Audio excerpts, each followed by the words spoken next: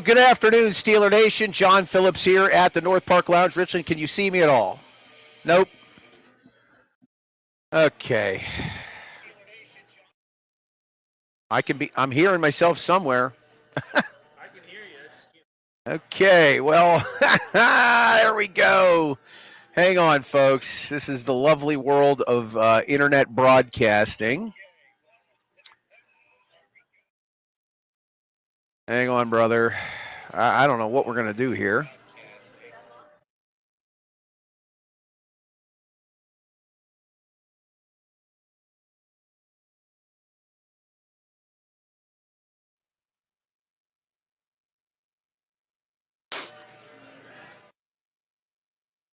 Yeah, okay. Let's so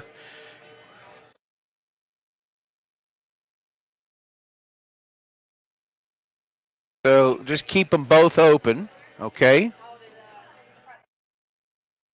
Keep them both open.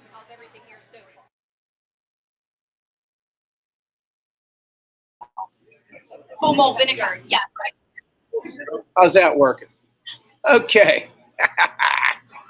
Remember, folks, I'm smarter than the internet. Good afternoon. It's not quite 5:03 p.m., but we are on the air. This is Steel City Sunday, broadcasting live from the North Park Lounge, Richland, and the Hilltop Event Center. We are facing a few technical difficulties, but we're through them already. And we're going to bring you 3 hours of Steelers pregame coverage with a giant show plan. First half hour is going to be basically me and Bill Akins. You know Bill, our executive producer. Bring yourself in here, Mr. Akins. How you doing this afternoon? I'm good, John. How are you? You know.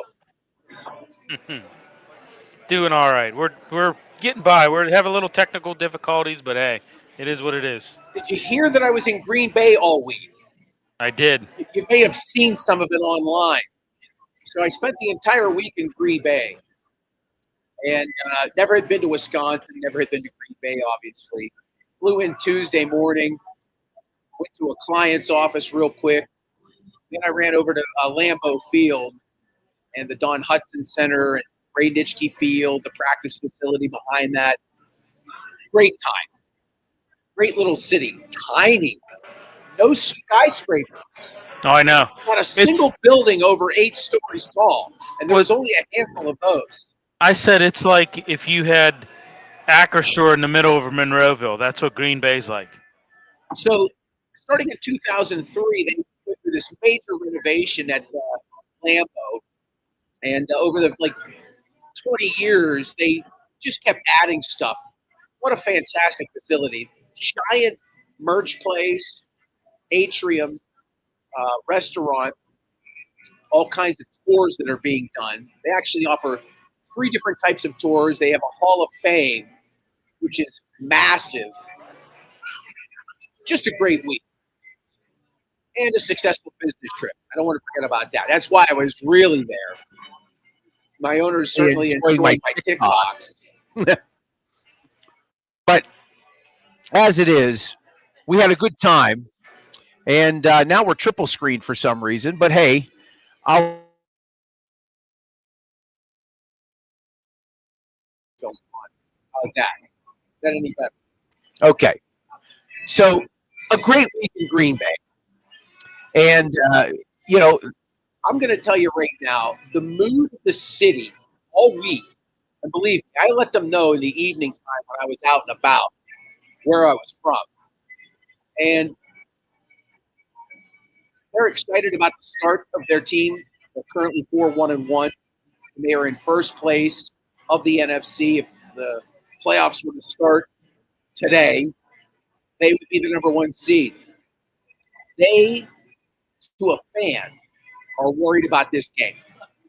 Let me ask you what you may think is their number 1 worry. What do you think it might be? Well, it's Aaron Rodgers.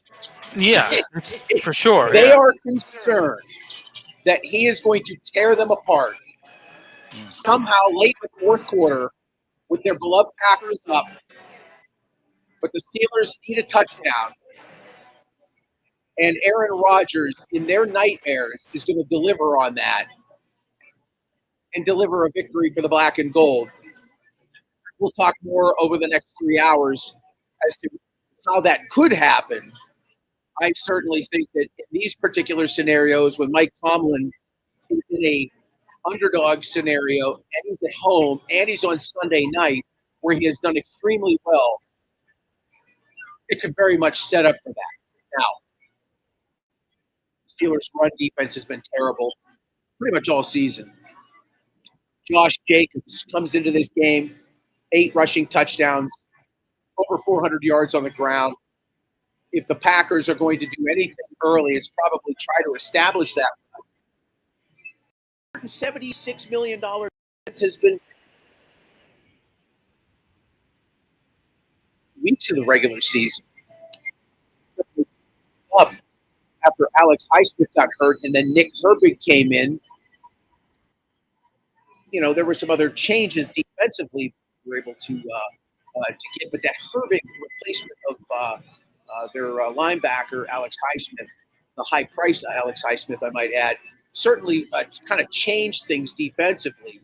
You got Derek Harmon back, the rookie from Oregon. That certainly was a good thing too. But again, last Thursday against Cincinnati, they were just atrocious. They were ripped apart both on the ground and through the air by 40-year-old Joe Flacco. Just a weird season so far. Even though this team is 4-2, they are struggling, and it is without getting too much further into it here early on. Bill Aikens, it'll be interesting to see how the first 15 minutes play out with how the Packers attack that defense. Well, and you hit the nail on the head. They're afraid of Rodgers. He's performing at a high level. Let's look at his stats. Through 6 games, 1,270 yards, 14 touchdowns, 5 interceptions. Had, hey, the defense is what, played bad that last game in Cincinnati. Aaron Rodgers, he had freaking, 4 touchdowns. He was 23 of 34, 249 yards. It wasn't the offense. It was definitely the defense. They were, porous once again. They gotta shore that up. I don't know. What are you scared of Jacobs? Yeah, of course really? I mean, look how bad we have been against the run all season. Well, yeah, I'd be scared of Jacobs too. How do you last week? The Cincinnati Bengals averaging 57 yards a game rushing, and they put up 142 on you. So yeah, of course you're going to be a little bit scared of what Jacobs brings to the table. I don't know. Let's see. Jordan Love. I think he's doing pretty good. He's got a 10-2 touchdown to interception ratio. I tell you what, though, he takes chances down the field, and that may come back to haunt him. As the season progresses. I remember that that Detroit game. He got lucky a couple of those throws downfield. There were some. He made some pretty crazy throws downfield that I'm not sure I would have done. So just looking at the numbers as I go through the first 6 games, of the season, the Steelers gave up 100 yards on the ground in the first 3 contests against the Jets, Seattle, and New England, of which the first 2, one running back had over 100 yards rushing. Then you go to the game in Ireland, where they take on the Minnesota Vikings. And outside of that early field goal for Minnesota, the Steelers were pretty much ahead the entire way. As a team, they only gave up 70 yards rushing in that one in the victory. And then they come out of the bye with the game against Cleveland at Acrisure. Ugly contest. Just not a pretty game. Typical AFC North game, if you will. Steelers come out on that one by a score of 23-9. And again, not a great rushing performance by the Browns. They only had 65 yards on the ground. And then last week, an absolute disastrous effort in that contest against the Cincinnati Bengals, where they just got ripped apart, not just by Chase Brown, we'll talk a little bit more about Terrell Austin and some of his comments from earlier this week. I do want to get to the schedule for you today here in just a few moments, folks. I want to let you know who's going to be on the show today. I think that's certainly important. We'll get to that here in a moment. But you come back against the Bengals and you give up 142 yards on the ground. Chase Brown had 108 yards himself. Flacco threw a 342. It was a disaster. And, of course, the Steelers lose 33-31. This is Steel City Sunday. We are broadcasting live on X, on YouTube, and on Facebook. We wanted to go live on TikTok, but for whatever reason, they don't stream on StreamYard. They say they do, but they really don't. That's a whole other story. Instagram is still a bit of an enigma, but that's okay. We're still having a good time with people watching us on various platforms. So let's get to our lineup today. I think it's important that we tell you who's going to be on the show because guests certainly drive things here. We want you to check out who we have coming on to talk about the teams, the game itself. And so we'll start our guests rotation at 5:30 today. We start at 5:30. Our first guest of the afternoon is going to be Todd Haley, former Steelers offensive coordinator and head coach of the Kansas City Chiefs. Todd Haley will join us at 5:30. Then we've got at 5:45 p.m. Scott Farrell, radio icon, sports radio icon, been in the business 40 years, graduate of Mount Lebanon High School, covered Bobby Knight when he was in school at Indiana University in Bloomington. Scott Farrell has a new venture, Scott and the Prophet, on profitable.tv. We'll talk a little bit about what he's up to, and we'll get to that at 5:45 p.m., something to look forward to. I haven't talked to Scott in a while live. He's always a gas man. The guy has something to say about everything, and we're excited to be able to have him on. At 6 o'clock, Behind Enemy Lines, where we feature media from the opposite team that the Steelers are playing. Cam Azier is going to be on the air with us. Cam is a TV anchor. He covers the Green Bay Packers for WFRB TV Channel 5 in Green Bay. Cam is there. Joins us at 6 o'clock for Behind Enemy Lines. At 6:15 p.m., we do our NFL Whip Around with our NFL insider from Sirius XM's NFL Radio, Zig Fracassi. We'll have him at 6:15 p.m. And at 6:30, it's Steeler Nation Spotlight. Our friends at SteelerNation.com, lead writer Anthony Halkeas. He'll be joining us to talk a little bit about the game. I think he's down there. I think he's at the game. We'll hopefully have him at 6:30 p.m. At 6:45, Ken Sig's Picks Behind the Book with professional gambler Bill Krackenberger. He's a regular host on VSiN, the Sports Gambling Network, and Fox Sports Radio nationally. You can see him online at Crack with a K, K-R-A-C-K Wins. He's also part of one of the other sports outfits. I think it's Wager Talk that he's out there involved with. But he's a pro gambler. Great follow on X. He's always doing top 5 lists for Vegas, where the deals are at. He's always talking about, angles in terms of, I know he likes to play the poker machines. My mother was a big poker machine player. She loved playing those. And that was always fun on that computer. It's not very good. Well, I don't know what to do here. I don't know what to do. Let's see if we can get back on the air here. This would be really, really bad if we don't make this show work. I'm not understanding why this is not working today. All right, we're going to try something new here.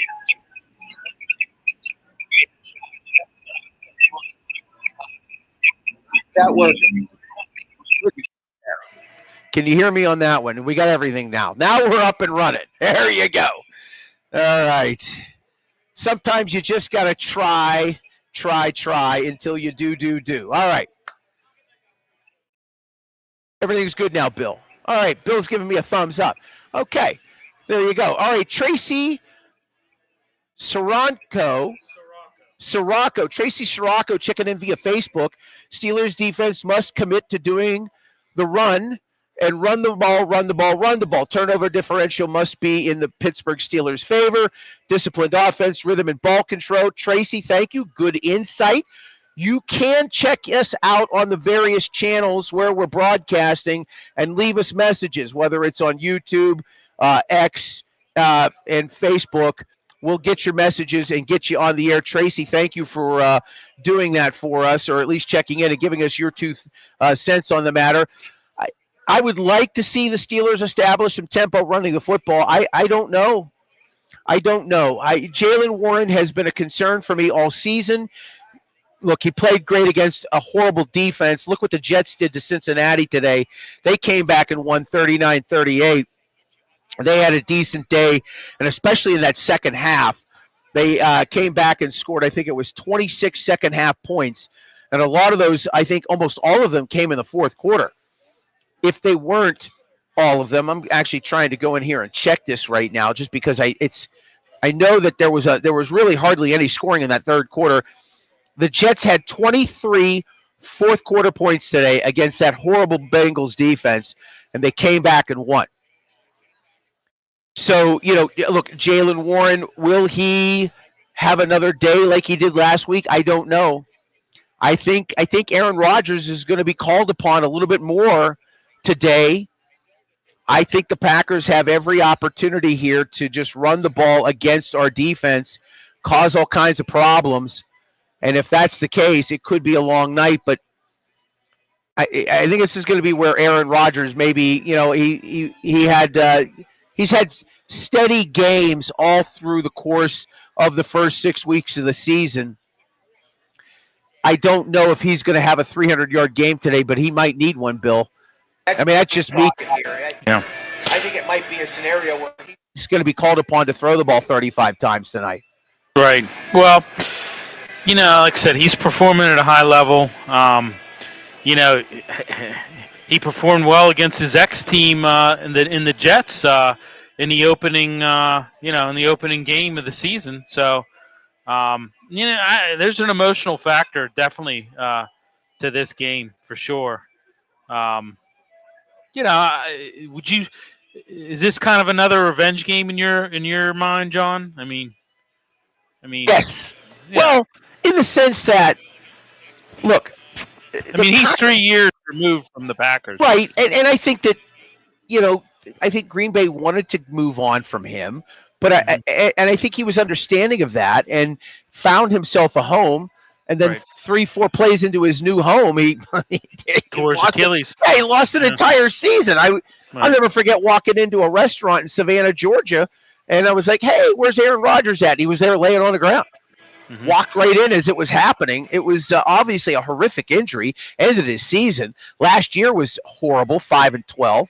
But he fought his way through it, and he had statistically wasn't a bad season for him. I think it was 24 touchdowns and either 6 or 8 interceptions, but he was on a horrible team. Right. Just a dreadful football team. Well, how about on the other side? Jordan Love? He was Rodgers' understudy for a few years. You don't think that there's an emotional factor and for him? Definitely. For sure. I don't doubt that at all. I think but. Well, look, I think the Packers have obviously they've moved on. Jordan Love has taken them to the playoffs the last 2 seasons. He's won playoff games on top of all of that.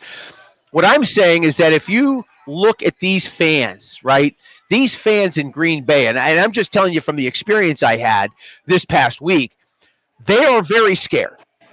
They are scared of their former legendary quarterback. They know that he is capable of beating them if he's down 3 or 4 points and he's got the ball with 2 minutes to go. They know he's capable of leading a comeback. And there are going to be plenty of Packer fans here tonight. I flew in from Green Bay with a number of them and, spending time with some people during the week. But on the flights back, they were just concerned. They are concerned that if he's close and has a chance late, he can deliver a win. All right, so let's continue on with our schedule. I talked a little bit about, Bill Krakenberger coming on at 6:45. At 7 o'clock, it'll be Paul Zeiss. 7:15, Mike Ostie. And then at 7:30, Jerry DePaula.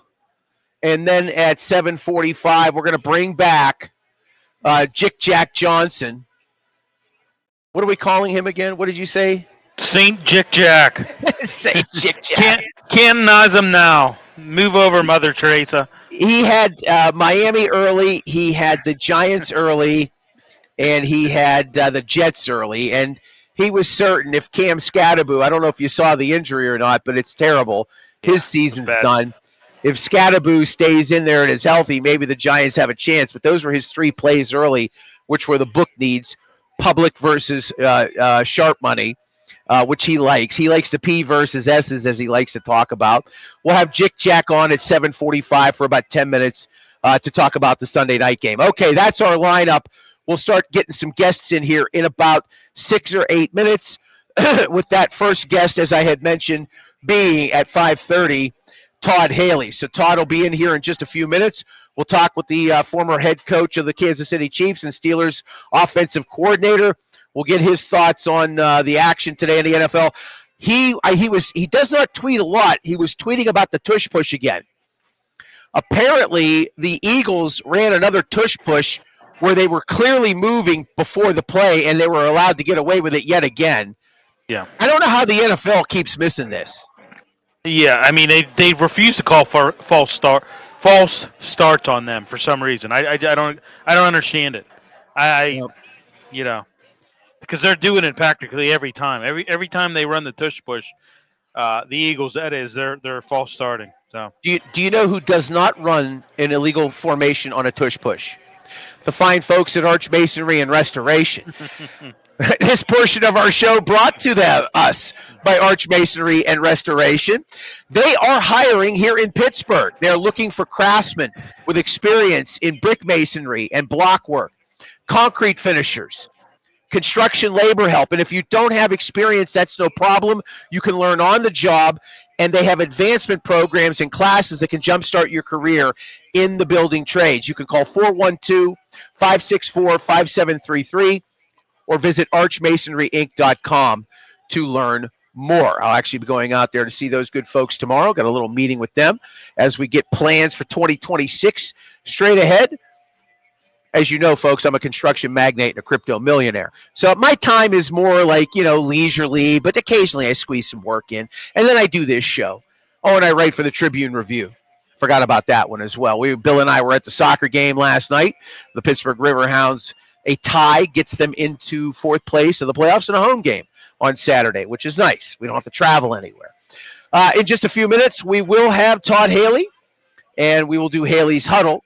I guess as I'm looking at the board right now, I'll give you some scores. Let's run down the 1 o'clock games for you and then tell you what's going on in the afternoon contests that are at 4 o'clock right now, as those games are either in the second quarter or are approaching halftime.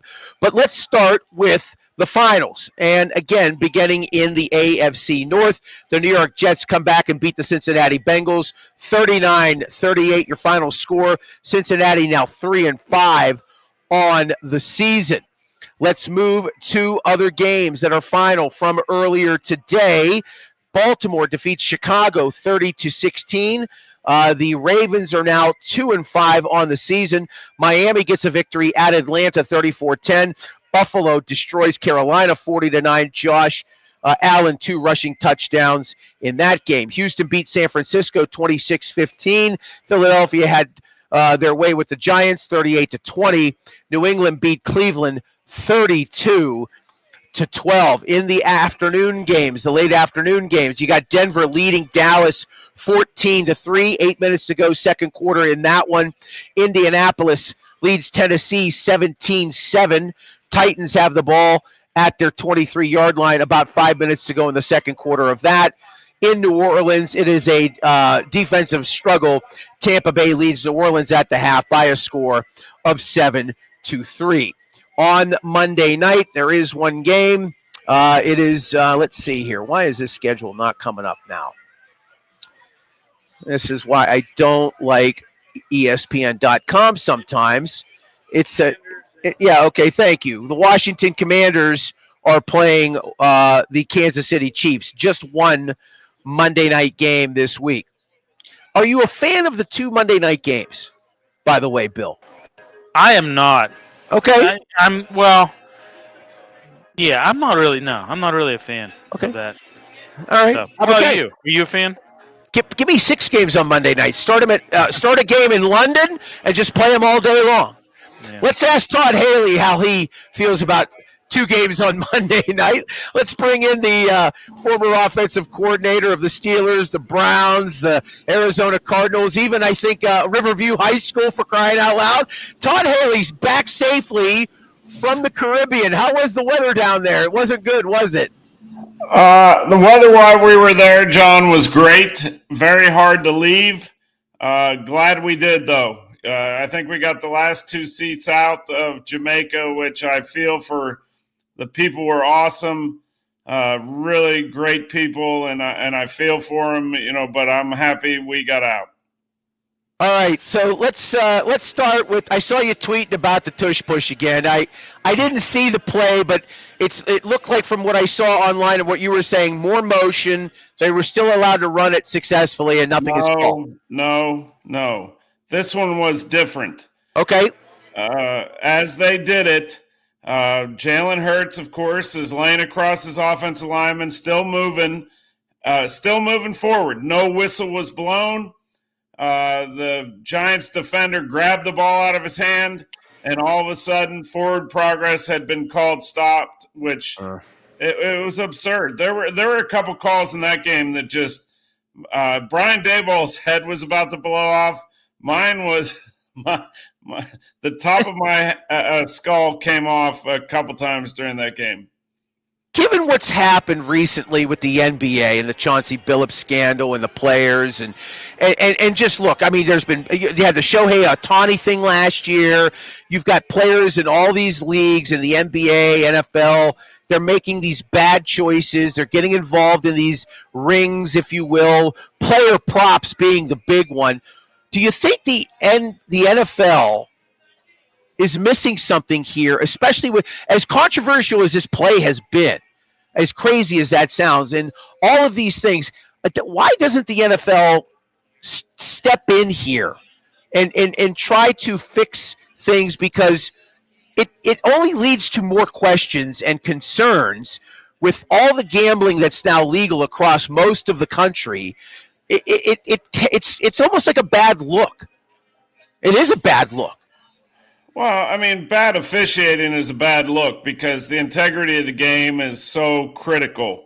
As you talked about with the NBA, I mean, if there's any doubt, and I understand officials have a tough job, but, I think the NFL tries to follow their, protocol, how they go about their business, and they're really good at it. And they have the owners' meetings and they vote and do all those things. And, it didn't get passed that it could be banned. I'm against the play because I think it looks like rugby. I think it's hard to officiate, and we're seeing it week in and week out. The Eagles are really good at it. I get that, but I don't know. It's, everybody's got to feel that everything's sound, and I believe in the NFL it really is. It's just I don't like the play.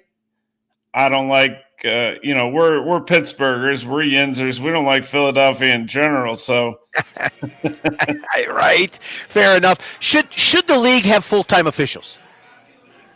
Absolutely. Okay. And I tweeted this out also that just pay them enough money. These guys have other jobs. Right. They work another job and then they show up and they're really good at what they do. But would you not be better if you weren't sitting in a facility watching the 2 teams that you're going to officiate that weekend and their tendencies? Maybe this offensive lineman consistently lines up, behind the center's belt buckle, or maybe this player consistently does something. If these guys were getting more money, which would make it, they'd want to, okay, I'll be a full-time official. You think they wouldn't be better at their job if they were studying all week the two teams they had to watch? I mean, I just think, as much money as the NFL is making, pay them as much as you have to. Find the best guys that are really good at what they do, and then let them actually prepare for a full week like the players and the coaches do for their opponent. Talking to Todd Haley. This is Haley's Huddle here on Steel City Sunday as we prepare for Steelers and Green Bay Packers. Coach, I guess the thing that we look at today is obviously Josh Jacobs comes into this contest having a pretty decent season so far. Certainly on pace for more than 1,000 yards. Good Lord, he's on pace for maybe close to 20 rushing touchdowns. He's already got 8. Given the struggles they've had with the run defense, and obviously everybody's talked about how expensive the defense is and all the hype preseason. If you're the Packers, are you feeding Josh Jacobs early and often? Yeah, I mean, but I would also, if I'm the Steelers, I would think, I heard Cam Hayward talk, I heard TJ Watt talk.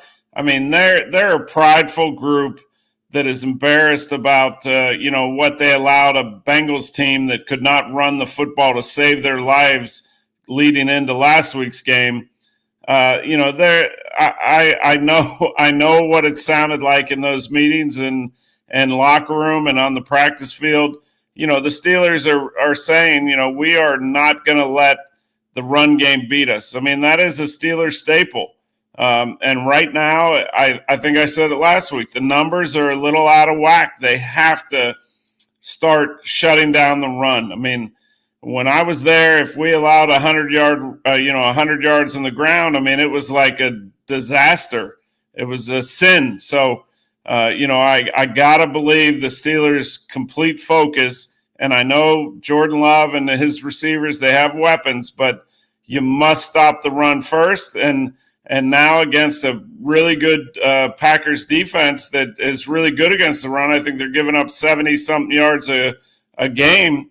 You got to continue to run the football. It's always the key for any team, but especially the Steelers. Stop the run and run the football, win the time of possession, keep the other offense off the field, keep your defense on the bench where they're resting.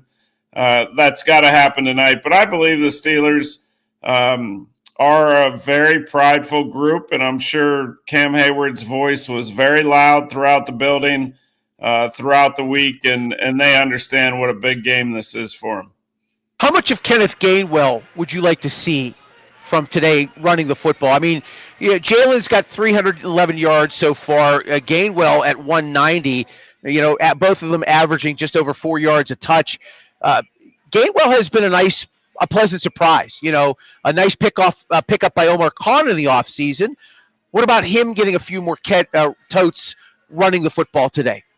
Yeah, no, I really like Kenneth Gainwell. I really do. He's a little more dynamic in different ways. I think it's a great combination between him and Jaylen Warren. But for it to be a combination, you got to mix them up. I've been saying it all year. I love Jaylen Warren. I really do. But do I think he's a every down back, in the form of Le'Veon Bell or somebody like that? No, but that doesn't mean, I'm disrespecting him. But Kenneth Gainwell is kind of dynamic. I think, if he gets the right crease, he's got a chance to make a huge play. So I'd be mixing it up a little more than I saw last week anyway. Talking to Todd Haley here on Haley's Huddle. This is Steel City Sunday, live from the North Park Lounge, Richland, and the Hilltop Events Center. I mean, the big story, obviously, Aaron Rodgers playing against his old team. I was in Green Bay for most of the week. They're scared. They're scared, no question about it. If it's a one-score possession, 2 minutes to go, and he's got the football, that's all they've been talking about this week up there.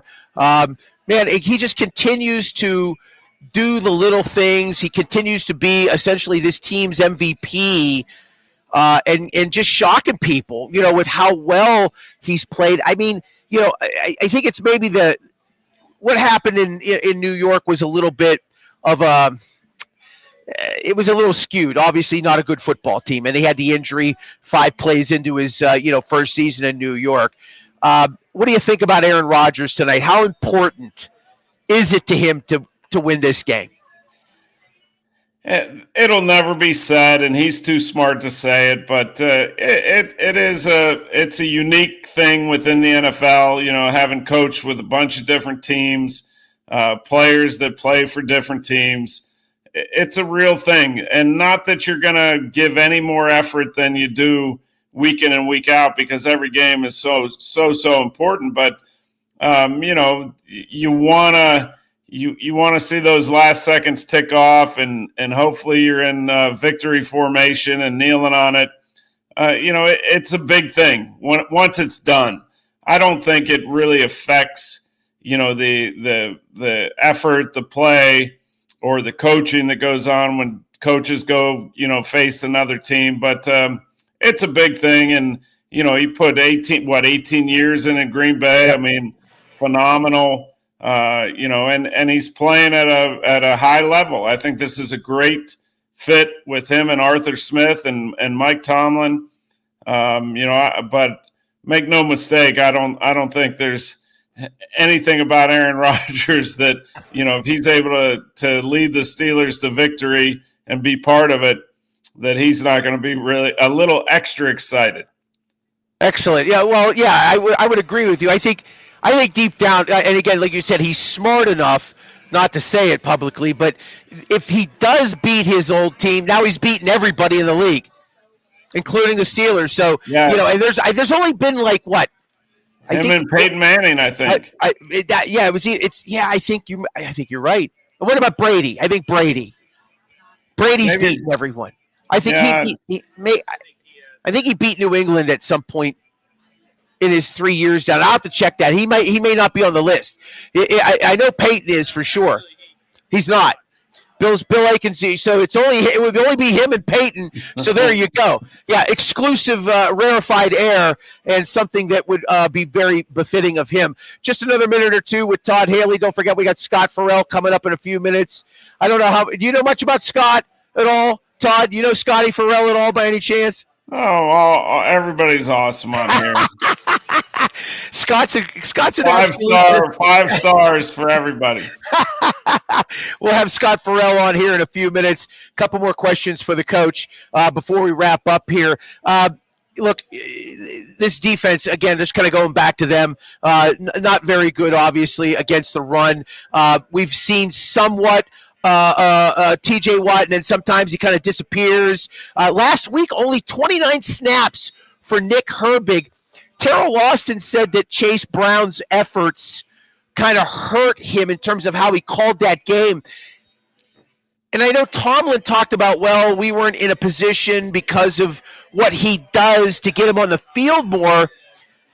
Do you still have to find a way to get Nick Herbig on the field for more than 29 snaps, even in a game like they had last week, given how well he played after the injury to Alex Highsmith? Yeah, I think, last week's game was kind of an outlier a little bit to me.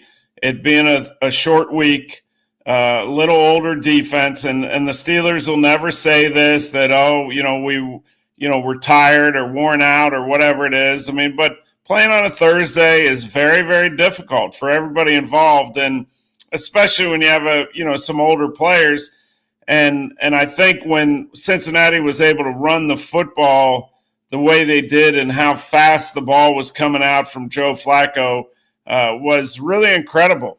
I mean, it really was. I mean, you're T.J. Watt, who loves to rush the passer, and that ball's being thrown in 2 seconds, just under 2 seconds, just over. You can't do anything. So it's very frustrating. So, I think that, along with, like Terrell Austin said, you got to. It's a matchup game. So if what the offense is doing is not allowing you to insert packages that involve certain players like Herbig, I mean, it's just the way that it goes. But the answer to that is stop the run.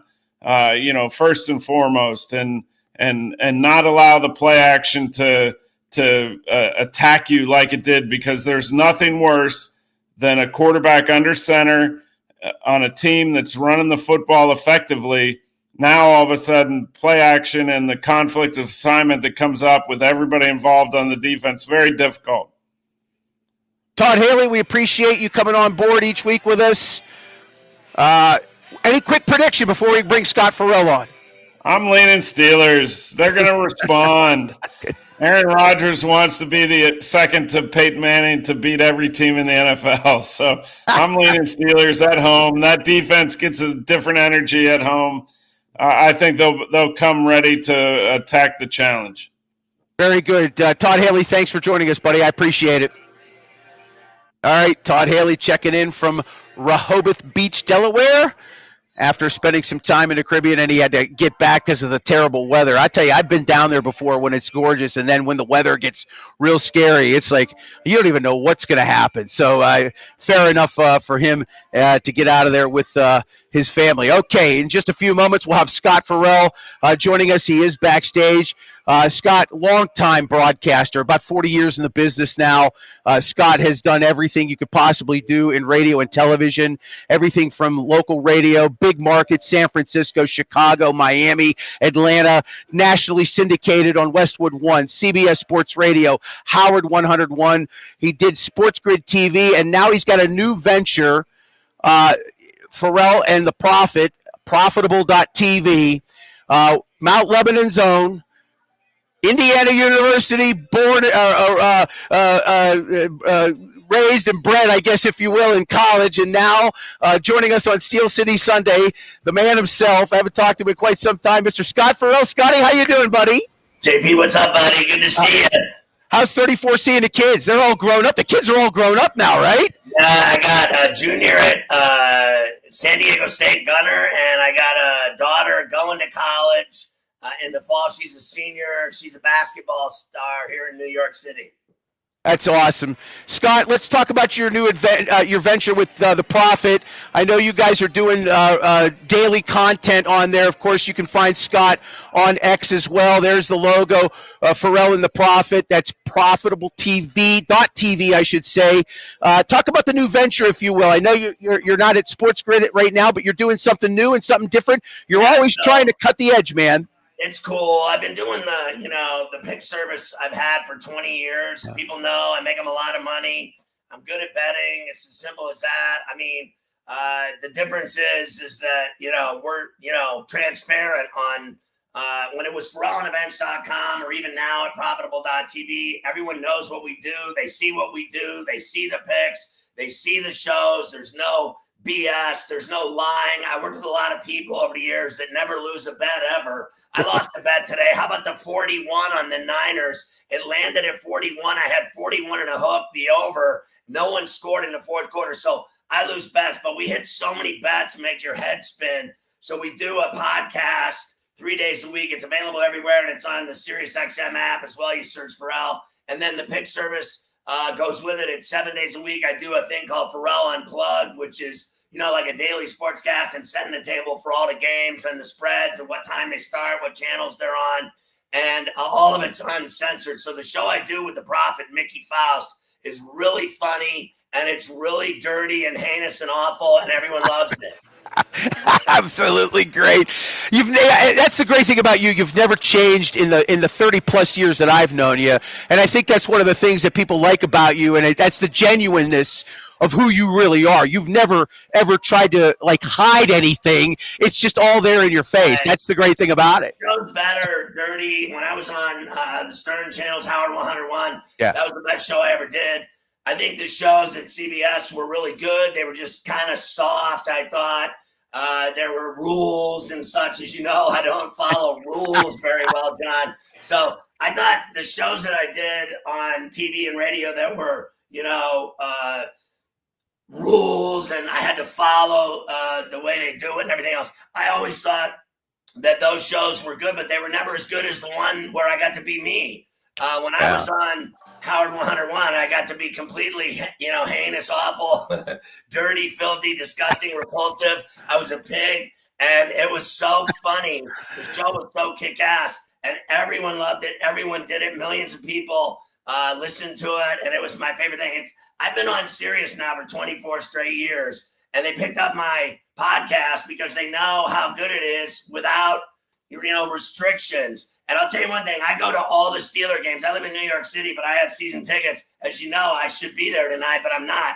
The reason I'm not there is because I went to the Browns game. They won. Then I got stuck there till Tuesday partying because my flight got canceled because we had a nor'easter in New York City. And then Thursday they played the Bengals. If I would have gone back on Sunday after I had just been there and blown $5,000 partying, my wife, 34C, would have left me and ended up like having sex with my best friend.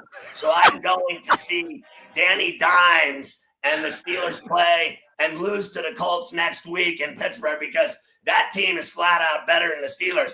I think they got a shot tonight to win because I always love the Steelers under Tomlin, as you know, as a home dog. Let's just face facts. 66, 39-4 against the spread as a dog, 19-13 straight up, 22-7-3 as a home dog against the spread under Mike. I like the Steelers tonight in the 3, but I don't think it's going to be easy because I think LaFleur and the Pack are a solid, well-coached, disciplined team. Like last week in Arizona, I hit that over when they scored late to win. They're a dangerous team. Believe me, the Steelers have their hands full tonight.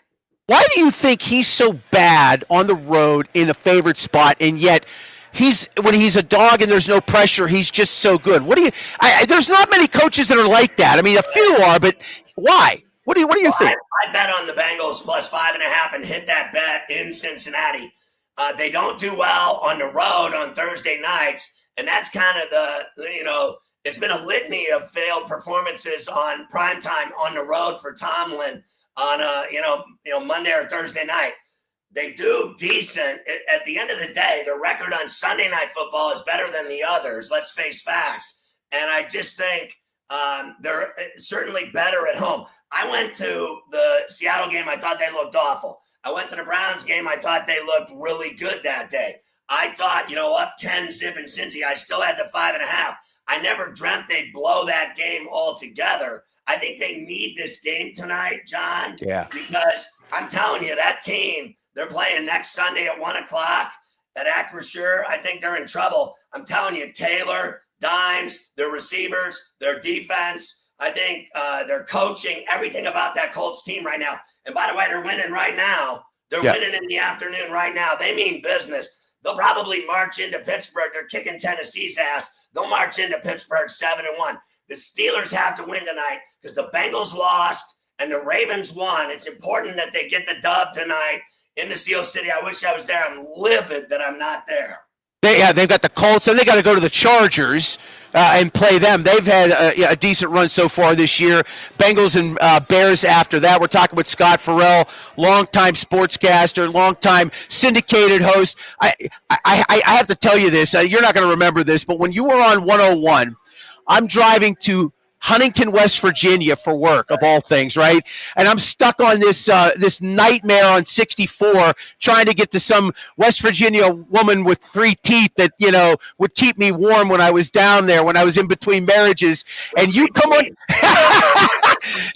And I'm stuck, and I pop 101 on, and there you are. I'm like, what? I mean, what is this? So, and you've talked about your relationship with SiriusXM for 24 years. And I know he's different now, whatever it is. I love Howard as much as anybody, and you could talk about politics. Talk about what it was like working for him. I got to know. It was the greatest. I mean, I look up to him. He was just a wonderful friend of mine. He brought me with him from CBS to Sirius. He could have picked anyone in the world, and he picked me. I think I brought millions of men to his feet. That was my job. He's not a sports fan, but we became really good friends. I went to his wedding. My wife's friends with Beth. We're all tight. It is what it is. I think after 10 years or whatever, they were going to make changes, and they were going to make the network and channels more about Howard, which I would have done as well. Because, 101 was more like Pharrell, and then they had all those Whack Pack shows. Right. I thought they were all cool, and I was friends with all those people, and they're very funny and bizarre, and I loved everyone. But I thought that, if you're going to have Howard channels, it makes more sense to be all about Howard. And that's what they did. They kind of transitioned into more about Howard. Now, look, he's older now. He's 71. He told me, at least 10 times, because I was with him a lot, at parties and Christmas and birthdays and things like that. And he always told me he was going to retire, and then he never did. Yeah. I can guarantee you that I'm not that guy. Like, I worked with a lot of guys in New York City here that tried to stay on the air until they were dead. Right. Literally, I worked with guys that are in their 70s still doing shows. That's not me, John. You know me. I'd rather be at a Penguin or a Steeler game. I told people recently that have talked to me about doing shows that I'd be willing to do, 5 years guaranteed. I'm 60. I've done it 41 years, and I don't really want to go past 65. If somebody wants to convince me, to do 2 more years after that, let's say at 65 to 67, I'd be willing to do that for the right price. Let's just face it. I'm greedy. I'm a bettor. I like money. I like, thinking of my retirement being one where I have whatever I need always. Kind of my dad was at U.S. Steel for a long time, and he kind of was that way, kind of set himself up for life, a good life. That's what I've done my whole career, is try to take care of my family, my kids. I pay for their college. I did all that, and I have a retirement stuff. I'm not interested in being on the air when I'm 70, 75 years old. That's not me. I'd rather be drunk at a Steeler game or at a Penguin game. Watching them win championships is what I like. I've done shows for so long. Nobody cares about me anymore. I know I'm getting old, but I still ball 6 days a week. I play with NBA and D1 basketball players that are fantastic. They're all retired, but they still have mad game. And I still ball. I work out. I do all these things to enjoy life. I'm not really I got to do shows until I'm effing 80 years old. Yeah. That's not me.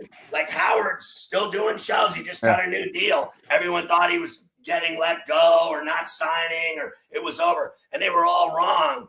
I don't guess who's going to stay and go and last and be on till they're, 100 years old. I know this. It won't be me.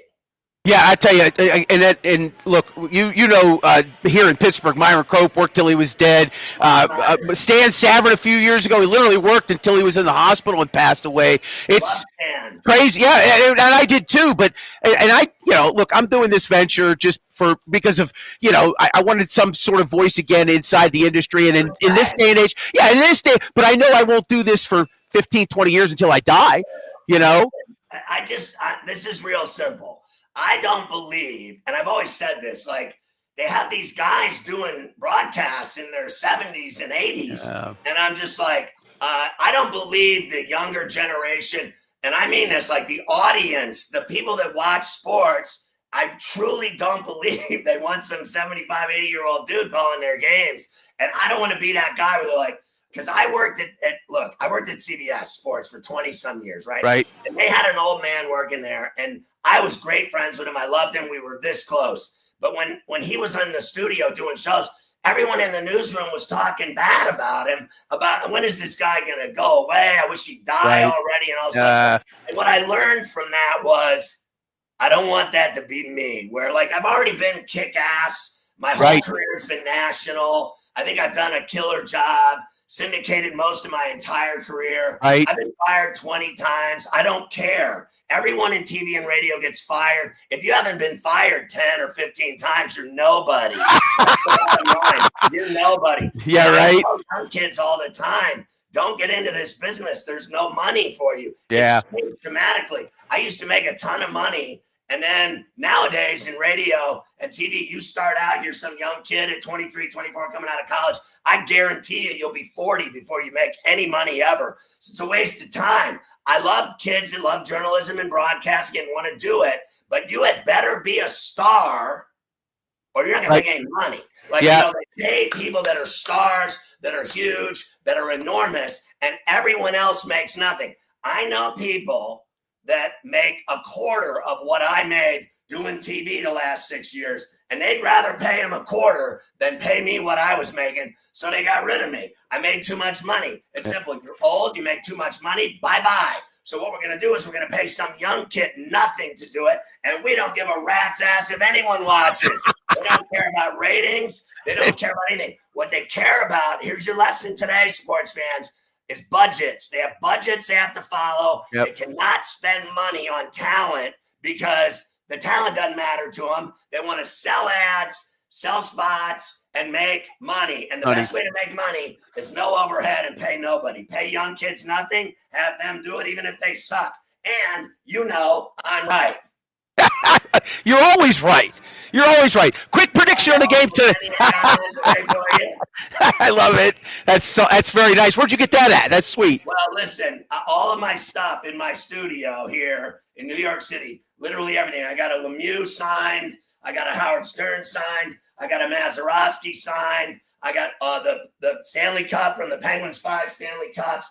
Everything in here except the Marlins World Series trophy pictures and the Wall Street Journal. Everything in here. I got a Roberto Clemente. Everything. I got a terrible towel. Everything in here is about Pittsburgh. I am a Pittsburgh diehard, hardcore lifer. And I go to the games and I mind my business. I don't talk really because if I open my mouth, people start yelling, Pharrell and all this stuff. I'm a normal dude. I don't like to create a lot of attention for myself at all. I'm just a normal dude. I go with my buddy. He's a drunk. I'm a drunk. We go to the games. We pound warm beer and we root for the Steelers. I go to Penguin games and people make me all the time at these games and I'm very nice to them. I'm cool, but I don't really want to get involved in talking about me or talking about my career or I'm okay with you because I love you. But I don't go to games to the Steeler game to talk about my radio career. Honestly, can I just get a Steeler beer buzz going and watch the Steelers? I mean, come on, for Christ's sake. Steelers or Packers? Who you got tonight? Steelers with the points. Let's go. Scotty, I love you. I love you. I love you. You are the best. I can't thank you enough, my friend. I love you, John. Good to see you, buddy. Congrats on all your success. I'm always pulling for you. Thank you, Scott. Scott Farrell. Man, I can't even begin to tell you how amazing this guy is. When I first heard him, I was a college student. He was on 1410 KQV. And then a couple years later, I go to Las Vegas, and he's on KMBR 68 in San Francisco. And then all of a sudden, I'm back in Pittsburgh doing evenings, and he's on Westwood 1. And we've been just kismet since then. He's such a great guy. Scott Farrell. Love him to death. Thank God he puts up with my nonsense. Speaking of putting up with my nonsense, I was in Green Bay this week. And I'm going to just tell you, great city. Had a great time there. And I got a chance to connect with some folks at the All Sports station. Couldn't get anybody on there, but they were like, hey, we've got this guy, Cam Eazer. He's at WFRV TV Channel 5 in Green Bay. Let's get you connected with him. And Cam's like, I'll do your show. No problem. So Cam Eazer is joining us now. Live, I believe. I think he's in Green Bay. I'm not sure if he's in Green Bay or Pittsburgh. Let's get Cam on the show. Cam Eazer from WFRV TV5 in Green Bay. I think he's in. Is he in the pregame? He says he's on.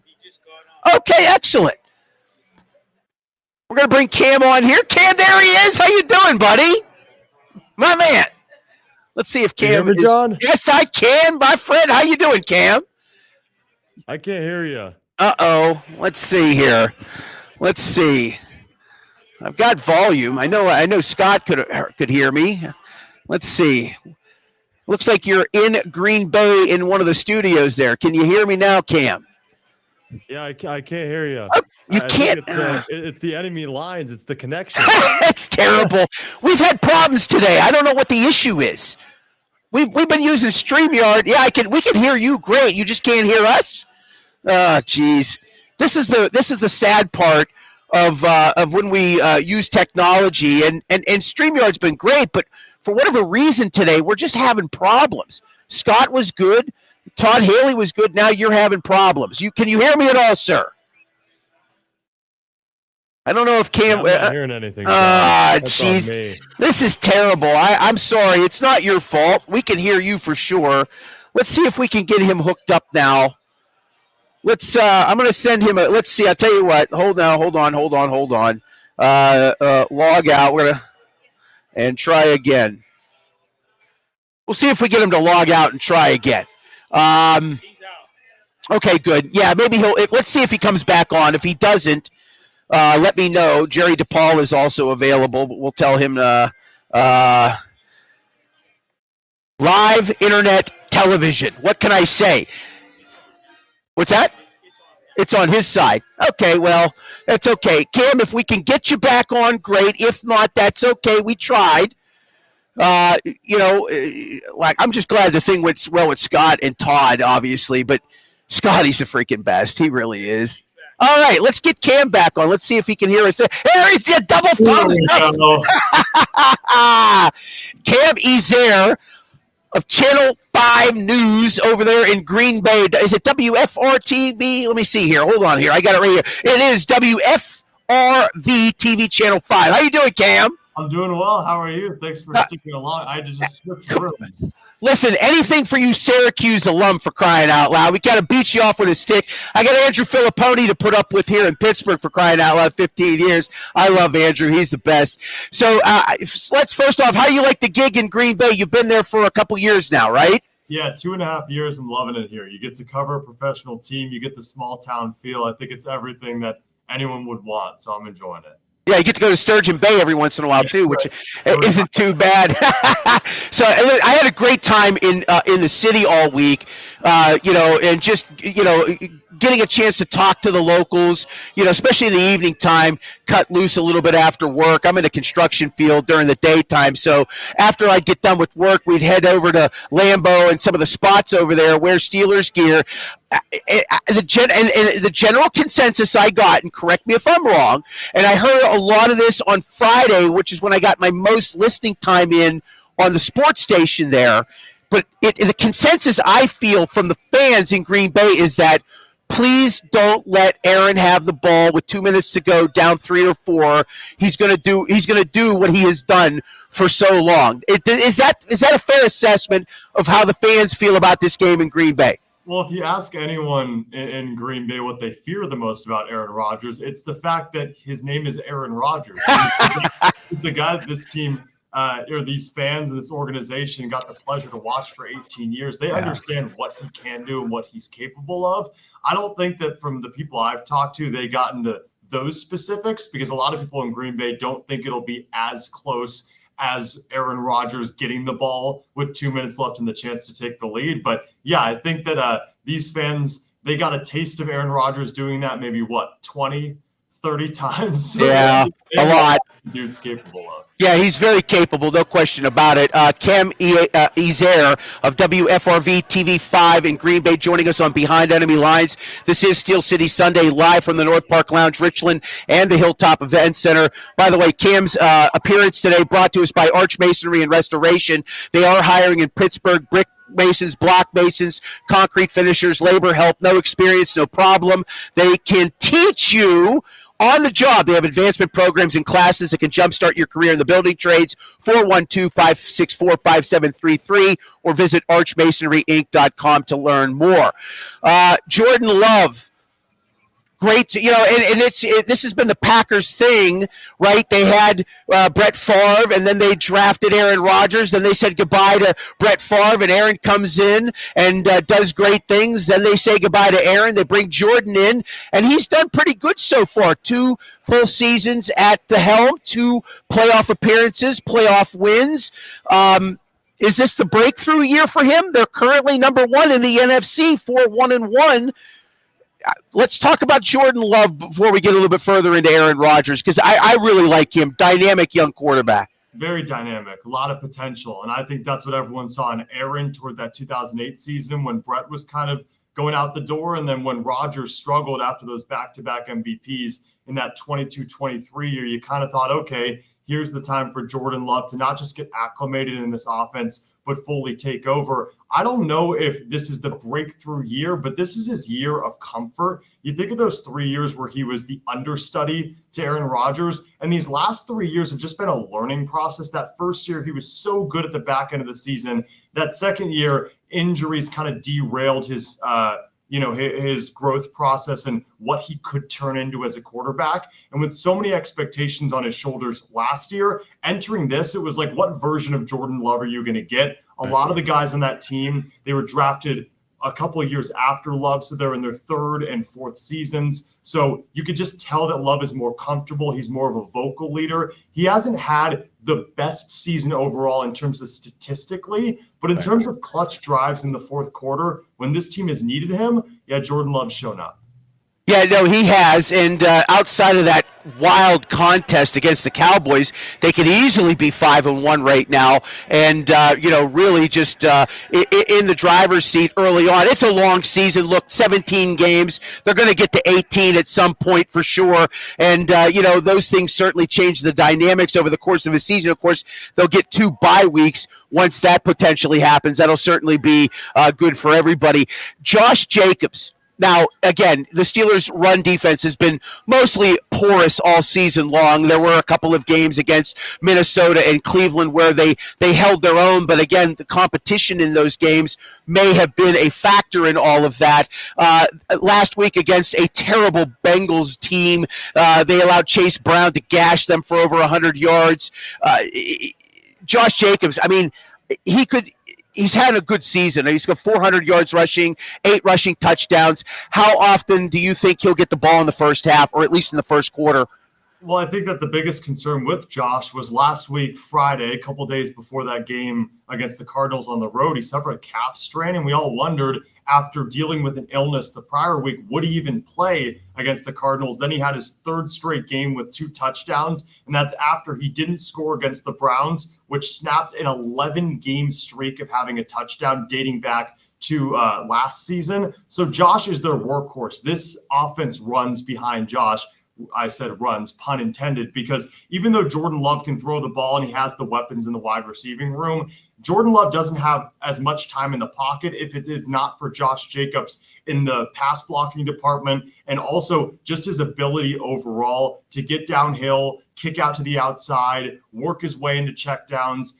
I think you give the ball to Josh a lot, especially because I asked him during the week, do you feel the calf? Is it still lingering? And he said, honestly, and I'm being completely transparent, I don't feel it at all. And that is a great sign for a guy who had 2 touchdowns last week and 2 touchdowns the week before and the week before that. And the fact that he is fully healthy, I think you give the ball to him 20, 25 times this game. Also, Dontavian Wicks is out there, wide receiver. Matthew Golden was questionable coming into the game. He's expected to play. So, yeah, this is going to be a very run-heavy offense against the Steelers. All right, Cam Ezer joining us here from WFRV TV, Channel 5 in Green Bay. It's Behind Enemy Lines. I want to bring Bill Akins in. He's got a question for you. Go ahead, Bill. Hey, Cam. So, the Packers are 4-1-1. Just judging what you've seen, do you think they played a complete game this year? That is a great question, Bill.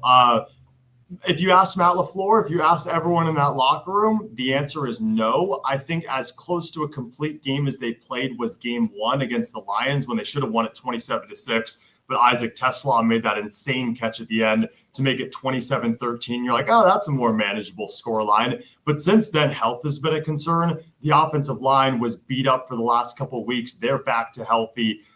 You think of a couple weeks ago against the Bengals, the defense was so good in the first half, not good in the second half. And the offense was a flip-flop. I just think it's about complementary football with this team. I think the best version of football we've seen out of the Packers was the last 5 minutes and change against the Cardinals. So to answer your question, at least in full, is I don't think that this team has played a full game of football in terms of the complementary aspect of it. But I think they're on their way with what we saw in that fourth quarter against Arizona. Good assessment there for sure. Hey, let's get into the Aaron Rodgers thing. If he wins today, he's beaten everybody. The only one that's ever done that, and all 32 teams in the NFL, the only one that's ever done that is Peyton Manning. And Brady. Brady did that. I thought he had done that. I was certain he played. I know he played the Patriots. He played them in Tampa, and he beat them in Tampa. Okay, I thought he was the other one. I could have swore it was him as well. So Rodgers is looking to get there.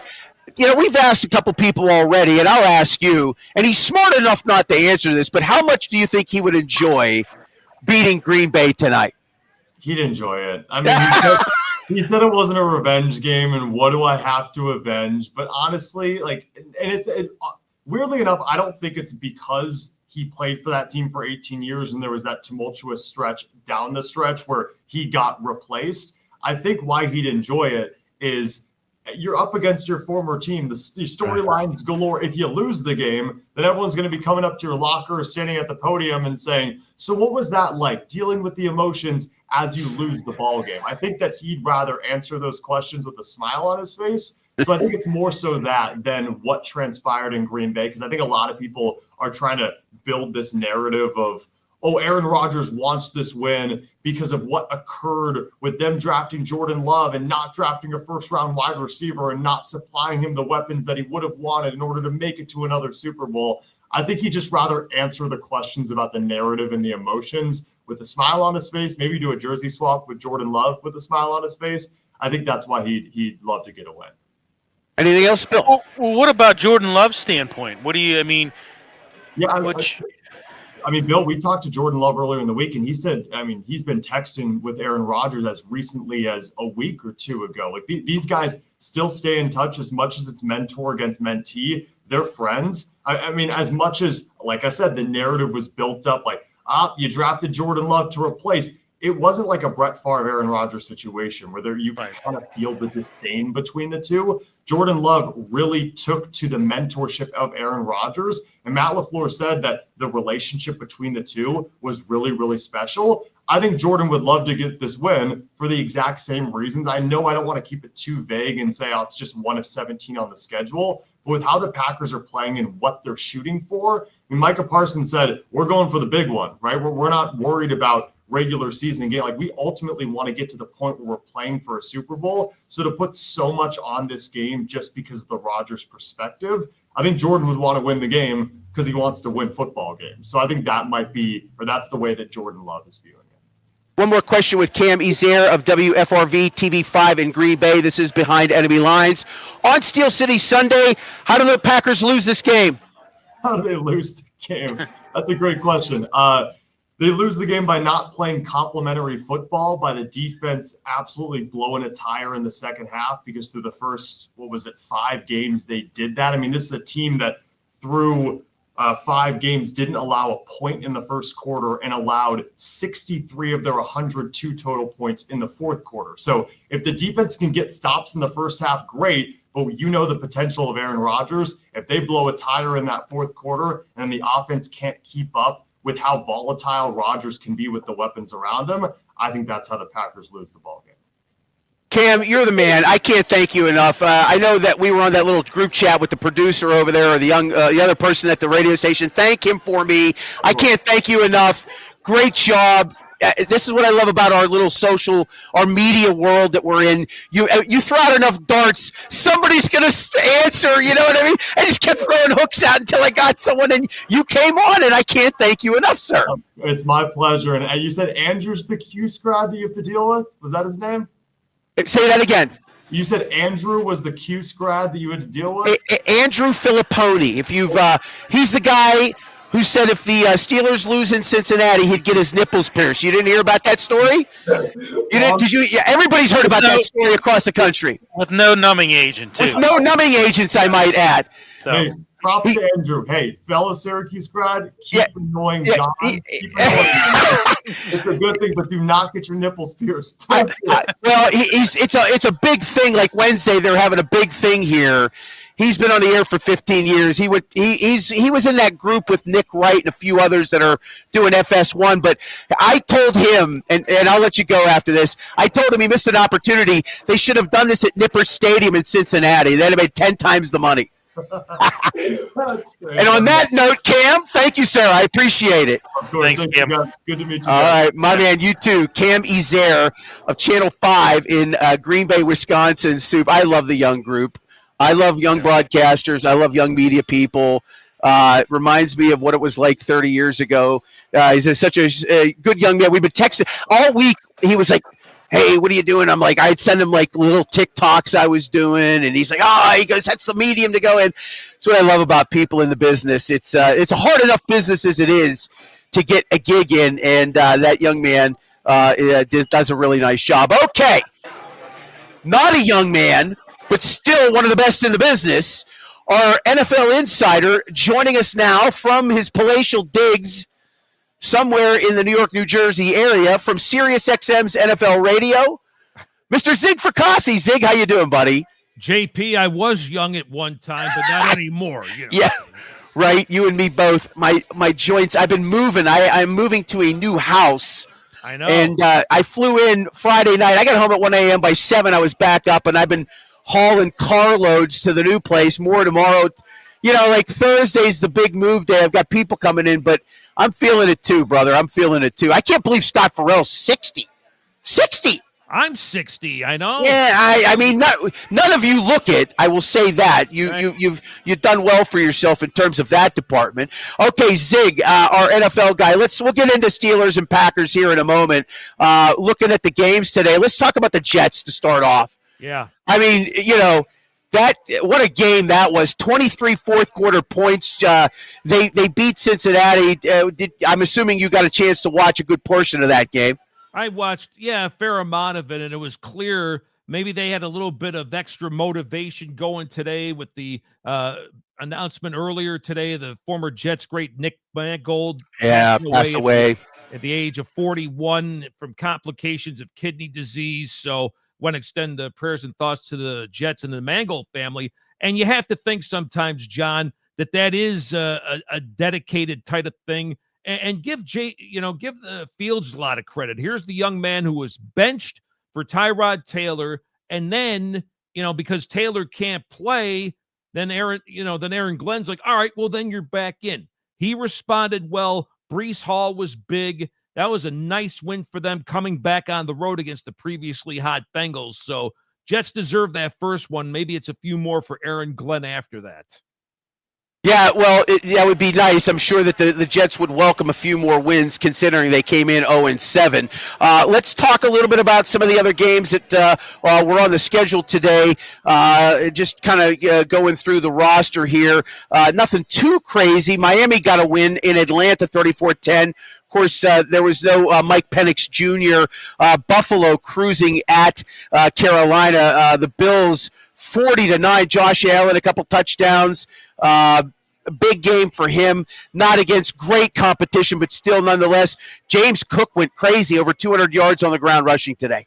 Well, and that was a record-setting performance for Josh Allen, JP. He became now the leader all-time in games with at least one touchdown passing and throwing, ironically passing Cam Newton in the stadium that he used to play in Charlotte. So how's that for a little symmetry? Cook, 214 yards.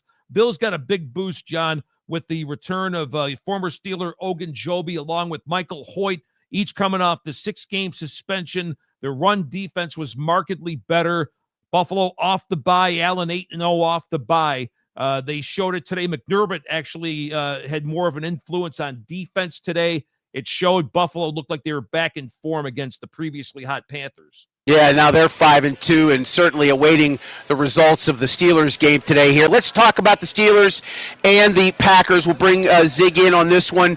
Obviously, the marquee matchup, the Sunday night game, the opportunity for Aaron to beat the last remaining team in the NFL and join Peyton Manning and Tom Brady as the only quarterbacks to beat everybody in the league. So, I spent the week in Green Bay working, talked to a lot of fans. Their concern is that he's got a chance late with the ball to lead a victory, lead them to a victory. I'm not saying it's scripted, but it wouldn't shock me if it happened. Wouldn't shock me if it happens. Right? Why? Why is it like that? Why? It would tell. What do you think? I mean, is it just how sports plays out? I think that's a part of it too, and it's one of those things where if you let him hang around, his team hang around. I mean, you saw this, with years when he was with the Packers, he would do it to the Cowboys. He would do it to the Bears. Just let him hang around, and then he's going to work his magic once again. And, I'm sure he's more amped up. I think even though he was trying to downplay it, John, saying if this game had been at Lambeau, it might have even a little more juice than it does. Oh, yeah.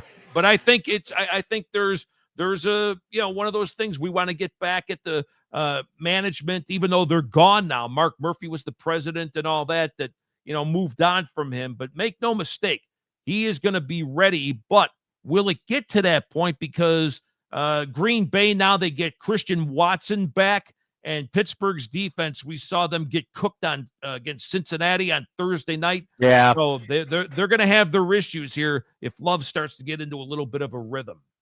Why do you think Mike Tomlin's so bad on the road in AFC Central games, especially when he's a favorite? And then conversely, he's this underdog at home, and he's like Superman. Why do you think what is the dynamic there, just from your assessment? I don't, that is a great question. I don't know if it just becomes a case of, motivation. I mean, you would think you'd be motivated and all that, and Tomlin certainly has the record to back that up, but it is kind of weird. I really wish I had an intelligent answer for you, JP, but I don't. I think again, this is going to be one of those games where does Pittsburgh show that they've got the medal? It's a bad division. Let's call it like yeah, right. The AFC North is a brutally bad division. Cleveland lost again today. Cincinnati lost, so it is a bad division. But I wish I had an answer to your question, but they got to get one, even though it's a non-conference opponent. Green Bay, by the way, hasn't won in Pittsburgh. God, Bart Starr was still the quarterback. Oh, boy. 1970. I think that was the first year of Three Rivers Stadium. That was the last time they won in Pittsburgh. Good, geez, wow, that is right. That is 1970. Oh my, Zig Fracassi coming in here with some nostalgia and some numbers. Of course, our Sirius XM's NFL insider, Zig Fracassi, of course, been with the network 24 years now, Zig. 22. Yep. 22 years since year one, my friend. Yep. God almighty, that's crazy. That's a long time. Scott's got a podcast. He was mentioning that as well. Look, the NFL as a product, nobody's questioning how popular it is. Right. Obviously, an international product. These franchises that are meeting tonight, a combined 19 world championships. That's pretty good when you shake that tree. Would Aaron Rodgers? I know he probably wouldn't say this, but how much do you really think he'll take if he wins tonight? How sweet would it be? Is he going to be carving that notch in his little stick a little bit more deeper than the others, perhaps? Well, think of how appropriate it would be. Like you mentioned with Peyton and Brady defeating each team around the NFL. Who's the last one for Aaron to do it?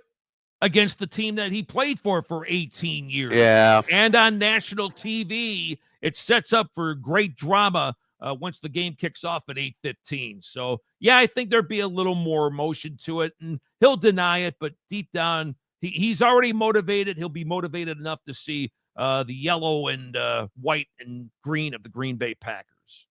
Indianapolis rolling over Tennessee right now. Let's switch back to some of the games that are taking place right now. Colts are just rolling right now. Yeah, they Zig. are. I mean, Danny Dimes continues to just be a big story. How? What happened? Just a change of scenery, do you think? Why? Right. Not for anything. I mean, but look, I've talked about this with Todd Haley, and I think I've talked about this with maybe you and a few others. Quarterback in the NFL, hardest position, most important position. Right. Dan struggled, obviously, in New York. Is it just a change of scenery and a fresh look? The talent maybe was already there. He just needed a different vehicle to take that talent and get it to shine. I think that's a very valid statement because let's face it. After the year that they went to the playoffs, they faded badly. They did get the playoff win in the first year for Daniel Jones, but it was never the same since. Now, being here near, obviously I live 5 miles from MetLife Stadium, Yeah. so you hear everything about the Giants. I mean, it was a combination of things, John. One, he never had a great offensive line. It never got confused as the Great Wall of Dallas. I can tell you that. Then they never had the receiver stability. Saquon was back there, but he was banged up too in terms of the backfield. and the defense never really supplied the support. So I think there was just a regression there. But maybe he got his next lease on life when, remember, Minnesota signed him to basically be Darnold's backup. So he got into a good offensive system there with Kevin O'Connell. And I think they wanted to re-sign Danny Dimes, even though they were going to lose Darnold and J.J. McCarthy. Still wanted to see him play. But he goes to Indianapolis, $14 million contract. They've got a better line than the Giants ever did. Jonathan Taylor is arguably having an MVP-type season. There's a better defense there. That's why I think, John, he's assimilated so well. And I think the receiver spot with Pierce and obviously Michael Pittman Jr., that's why it's clicked so very well for Indianapolis so far. I've been saying this for weeks. I think they've been slept on. And if they win today, what are they going to be, 7-1? You better not sleep on them anymore. Yeah, no doubt. I want to bring in Bill Akins here. He's got a question for you, Zig. Go ahead, Bill. Hey, Zig. What's up, Bill? Oh, not too much, Zig. Just, when I see this Colts offense, right? To me, it just, I think Steichen, it's more of a kind of a straightforward offense. Yep. I think that the reason why Danny Dimes is doing so good at it is he's not having to cycle through multiple reads. They're attacking specific coverages, and and having a powerful run game with Taylor. To me, that's kind of been the deciding factors. Let's say you. Yeah, I can't disagree. I think it's one of those things where, and maybe that was part of it too with the Giants, that maybe because the first option or even second option would break down, all those other factors I mentioned, you don't get that pass protection. You don't get the receivers maybe, getting into an alternate route. So that's where Jones had his trouble. Whereas in Indy, and again, Steichen, let's not forget, he was a hell of a play caller with the Philadelphia Eagles. So he's keeping this simple. It's straightforward. Like you said, Taylor's health obviously has been very good. And as I mentioned, the line's better. The receivers are better. That's why it's clicked. Plus, you got a guy motivated for maybe getting a big contract. And also, think of the timing too, guys. Anthony Richardson, 4th overall pick a couple of years ago, has been a total disaster to this point in time.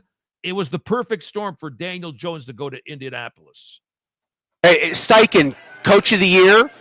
Danny Dimes, Comeback Player of the Year. Jonathan Taylor, League MVP. He's already got 149 and 2 touchdowns today already. The hat trick, John. Not inconceivable. Would you agree? No, not at all. It's amazing what they're doing. I mean, it's, Now make it 30-7. 31-7. They just scored again. Well, and think about this, guys. If Mitchell doesn't drop that ball before the goal line in the game against the Rams, and then get nailed for the penalty, which on the Jonathan Taylor touchdown that would have given them the late lead, they'd be unbeaten right now. Yeah, great point. Great point. Danny Jones just threw another touchdown pass. 18 and 25 for 2. I'm telling you, I mean, you turn around and they're scoring another touchdown. It's pretty crazy for sure. 1 or 2 more questions with Zig Fracassi, our NFL insider. Of course, 22 years at Sirius XM's NFL radio. Been in the business for over 35 years. Zig, let's circle this here. What do the Packers have to do tonight? Is it a case of just feeding Josh Jacobs the football early and seeing if that running game can be established to control tempo? He's got 8 rushing touchdowns. He's run for a pair in the last 3, over 400 yards on the ground, and the Steelers' run defense has just been atrocious all season.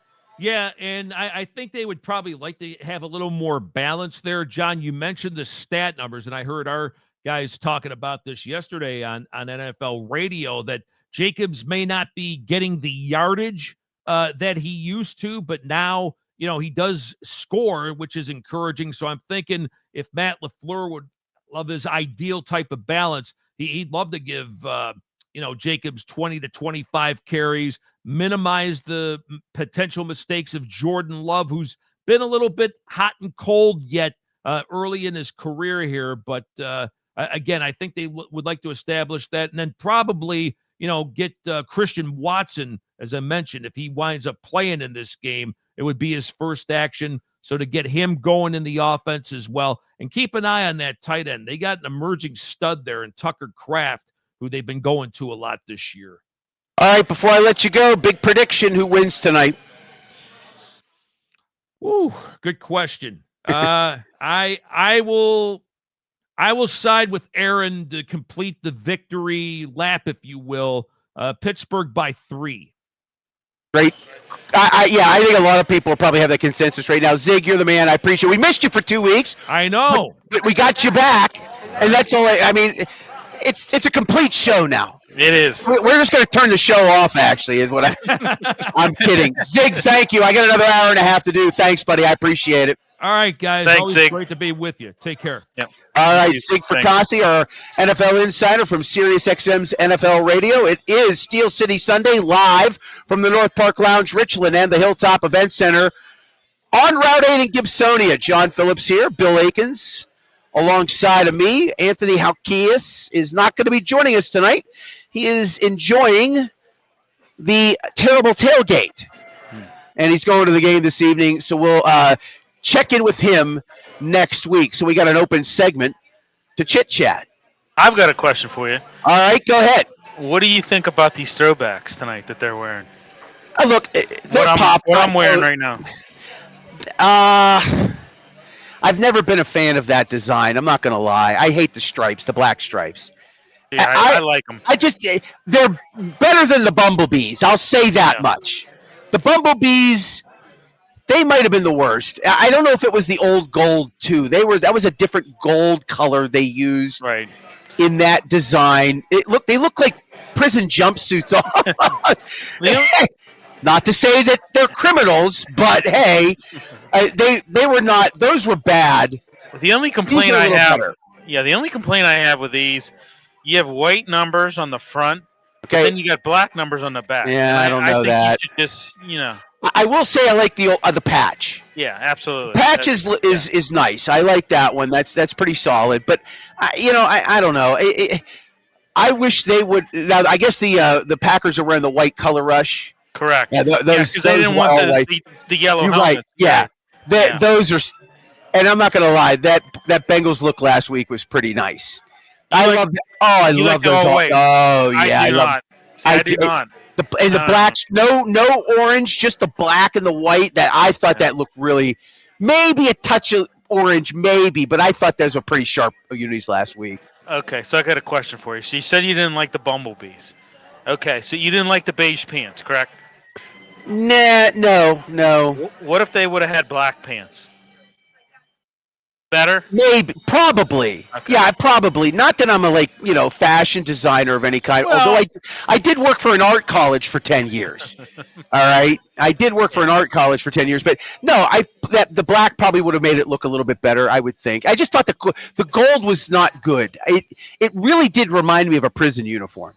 Not that I would know anything about that. The whole But, thing yeah. was back in the 30s, most teams wore beige pants. That Okay. was the only And that's fair. Yeah, If they're fancy. trying to go to a truer throwback that really mimics what they really wore, okay, that's fine. You're Right. working with what you're working with because of you're trying to pay homage and you're trying to look that way. So that's fine.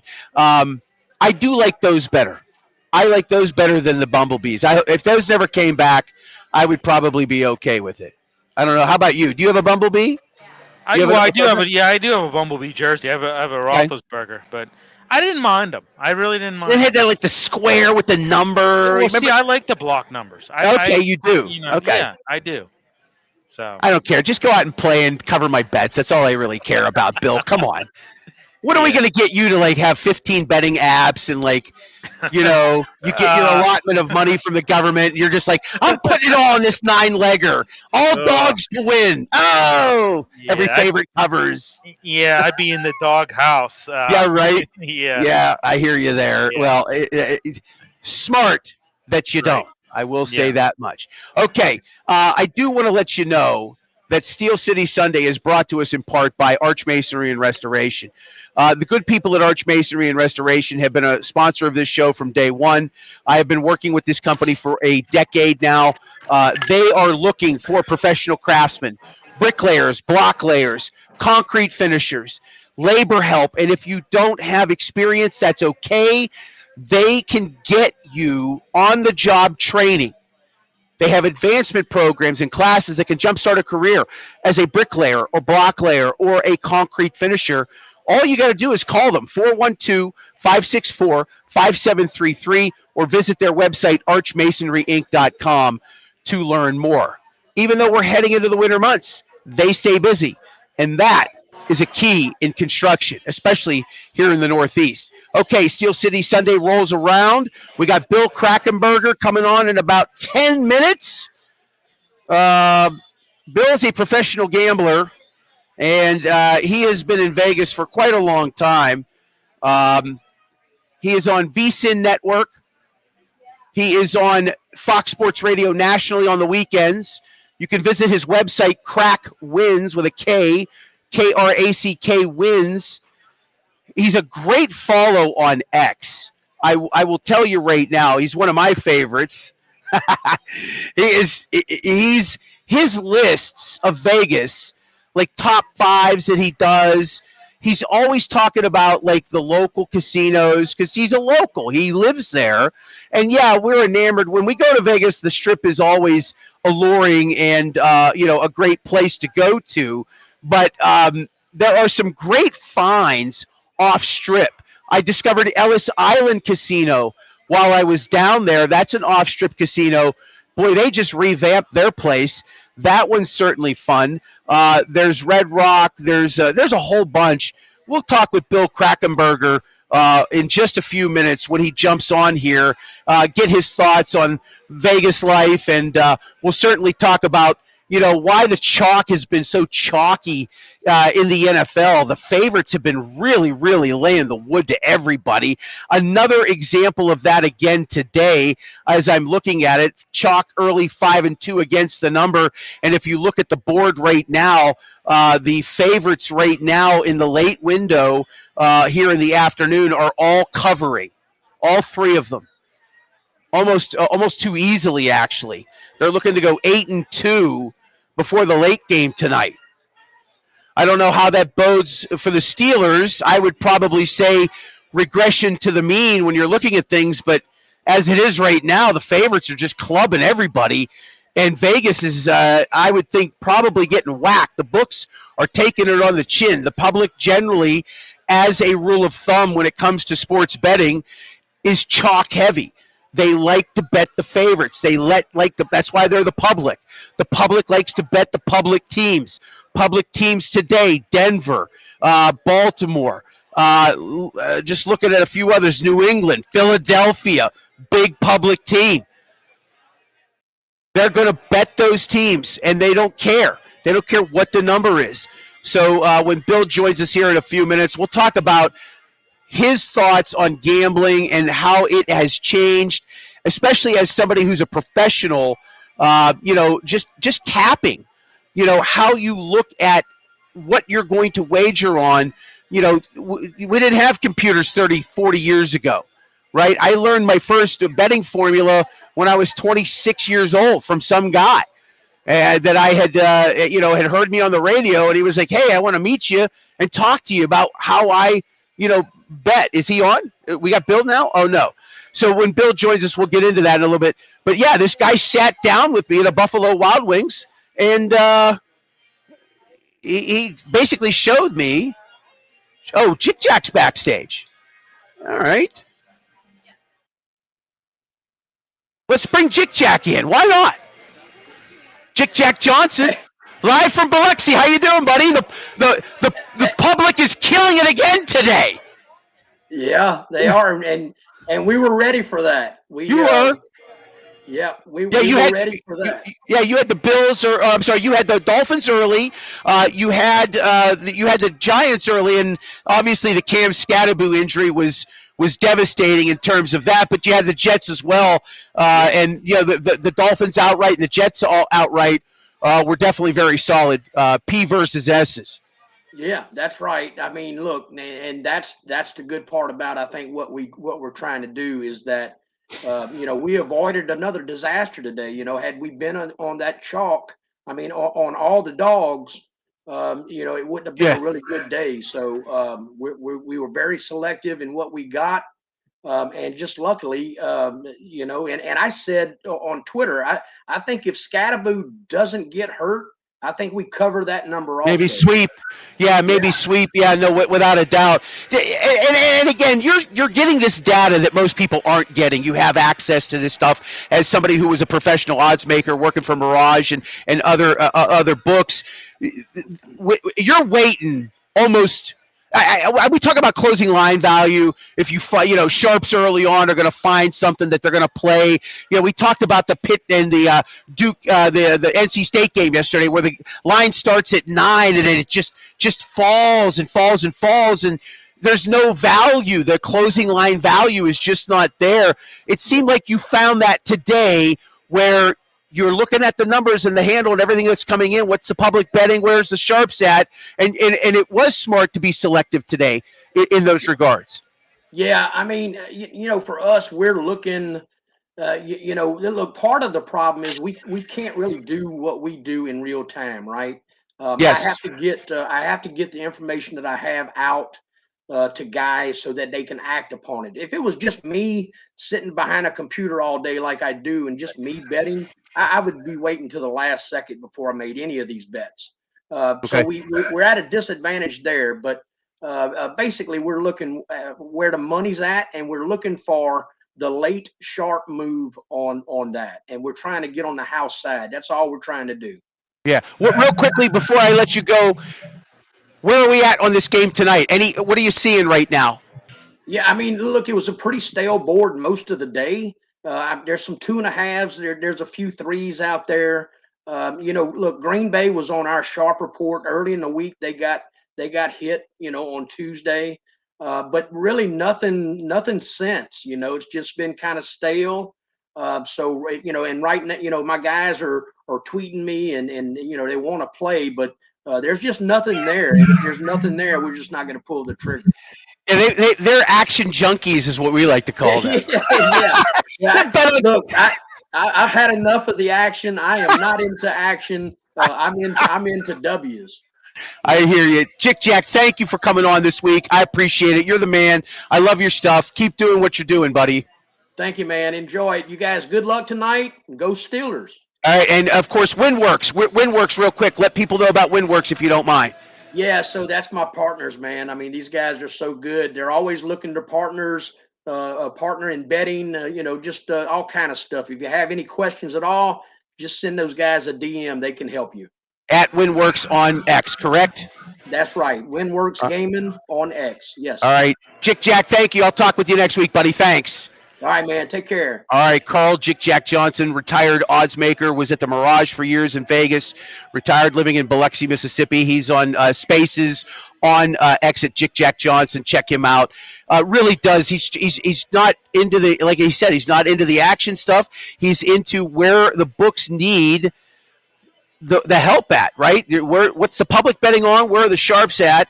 And, getting on that side of things, it really is a good formula, although right now, lately, it has been a tough one because the public or at least the chalk, the favorites in the NFL have been very, very strong the last few weeks. Let's bring in Bill Krakenberger, longtime professional gambler in Las Vegas, Nevada. You can hear him on VSiN. You can hear him on Fox Sports Radio nationally. You can go to his website, Crack Wins, Krack Wins as well. Geez, you're all over. You got other business ventures too. I'm losing track of it all. Bill Krakenberger, thanks for joining us on Steel City Sunday pregame. How you doing, sir? Good. You're yeah, absolutely. I watched a little bit here, and it sounds like a fun thing you have going there. Pretty good.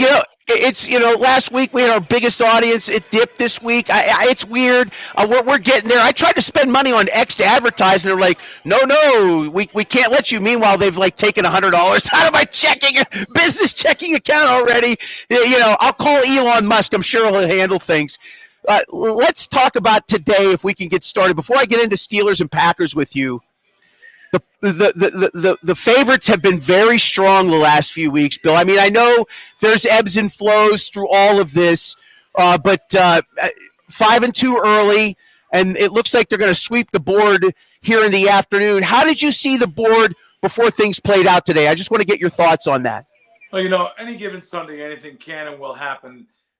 There may be some ebbs and flows, but in the end, as I've said on many different programs before, God protects the bookmaker. I won't be getting out. I won't be getting out this collection bucket, the bookmakers pension fund. I'm not using this at all during the season. They have made so much money off the public, even though they may have a couple stones along the way that they stumble over. But in the end, the bookmakers get all the money. Why? The public can't help themselves. They all bet favorites. And they all bet, I'm sorry, let me take that back. They all bet parlays. I had my co-host on Fox today, Nationwide Show on Fox today, asked me about, do I ever tease totals, NFL totals? The answer, of course, is no. But the bigger answer is teasing in general. Right. You cannot beat any sports book in this town with the best info in the world teasing. You want to know why? Yes. 6-point teasers $1.35. They should use a mask and a gun. Because you cannot beat $1.35. I grew up in this business. I'm betting sports professionally 30 years. And when I say that, anyone could say that and loosely say it. I've been thrown out of thousands and thousands of bookmakers. Local guys, brick and mortar places, not allowed to play at many places now, right here in Las Vegas.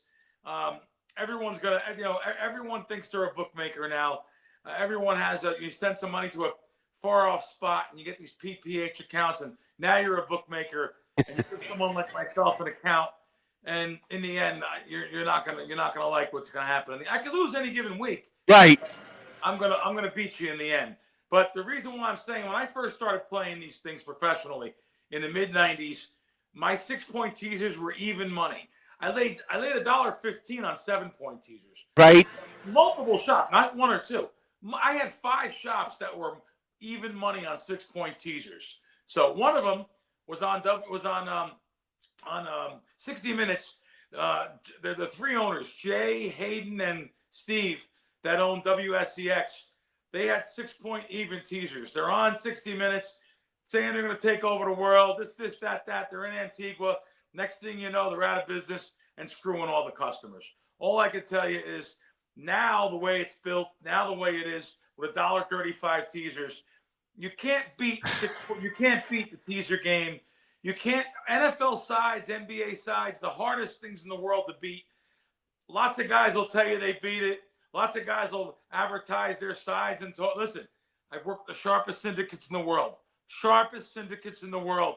They've always tried to beat NFL, NBA, baseball, hockey. I can tell you right now, the places to beat these things are on totals, or on proposition bets, and they used to be on teasers, which now has been taken away. I talk a lot, so I apologize. No, please. It's good information. And hey, look, I remember when teasers were $1.20. Now you're saying they're $1.35.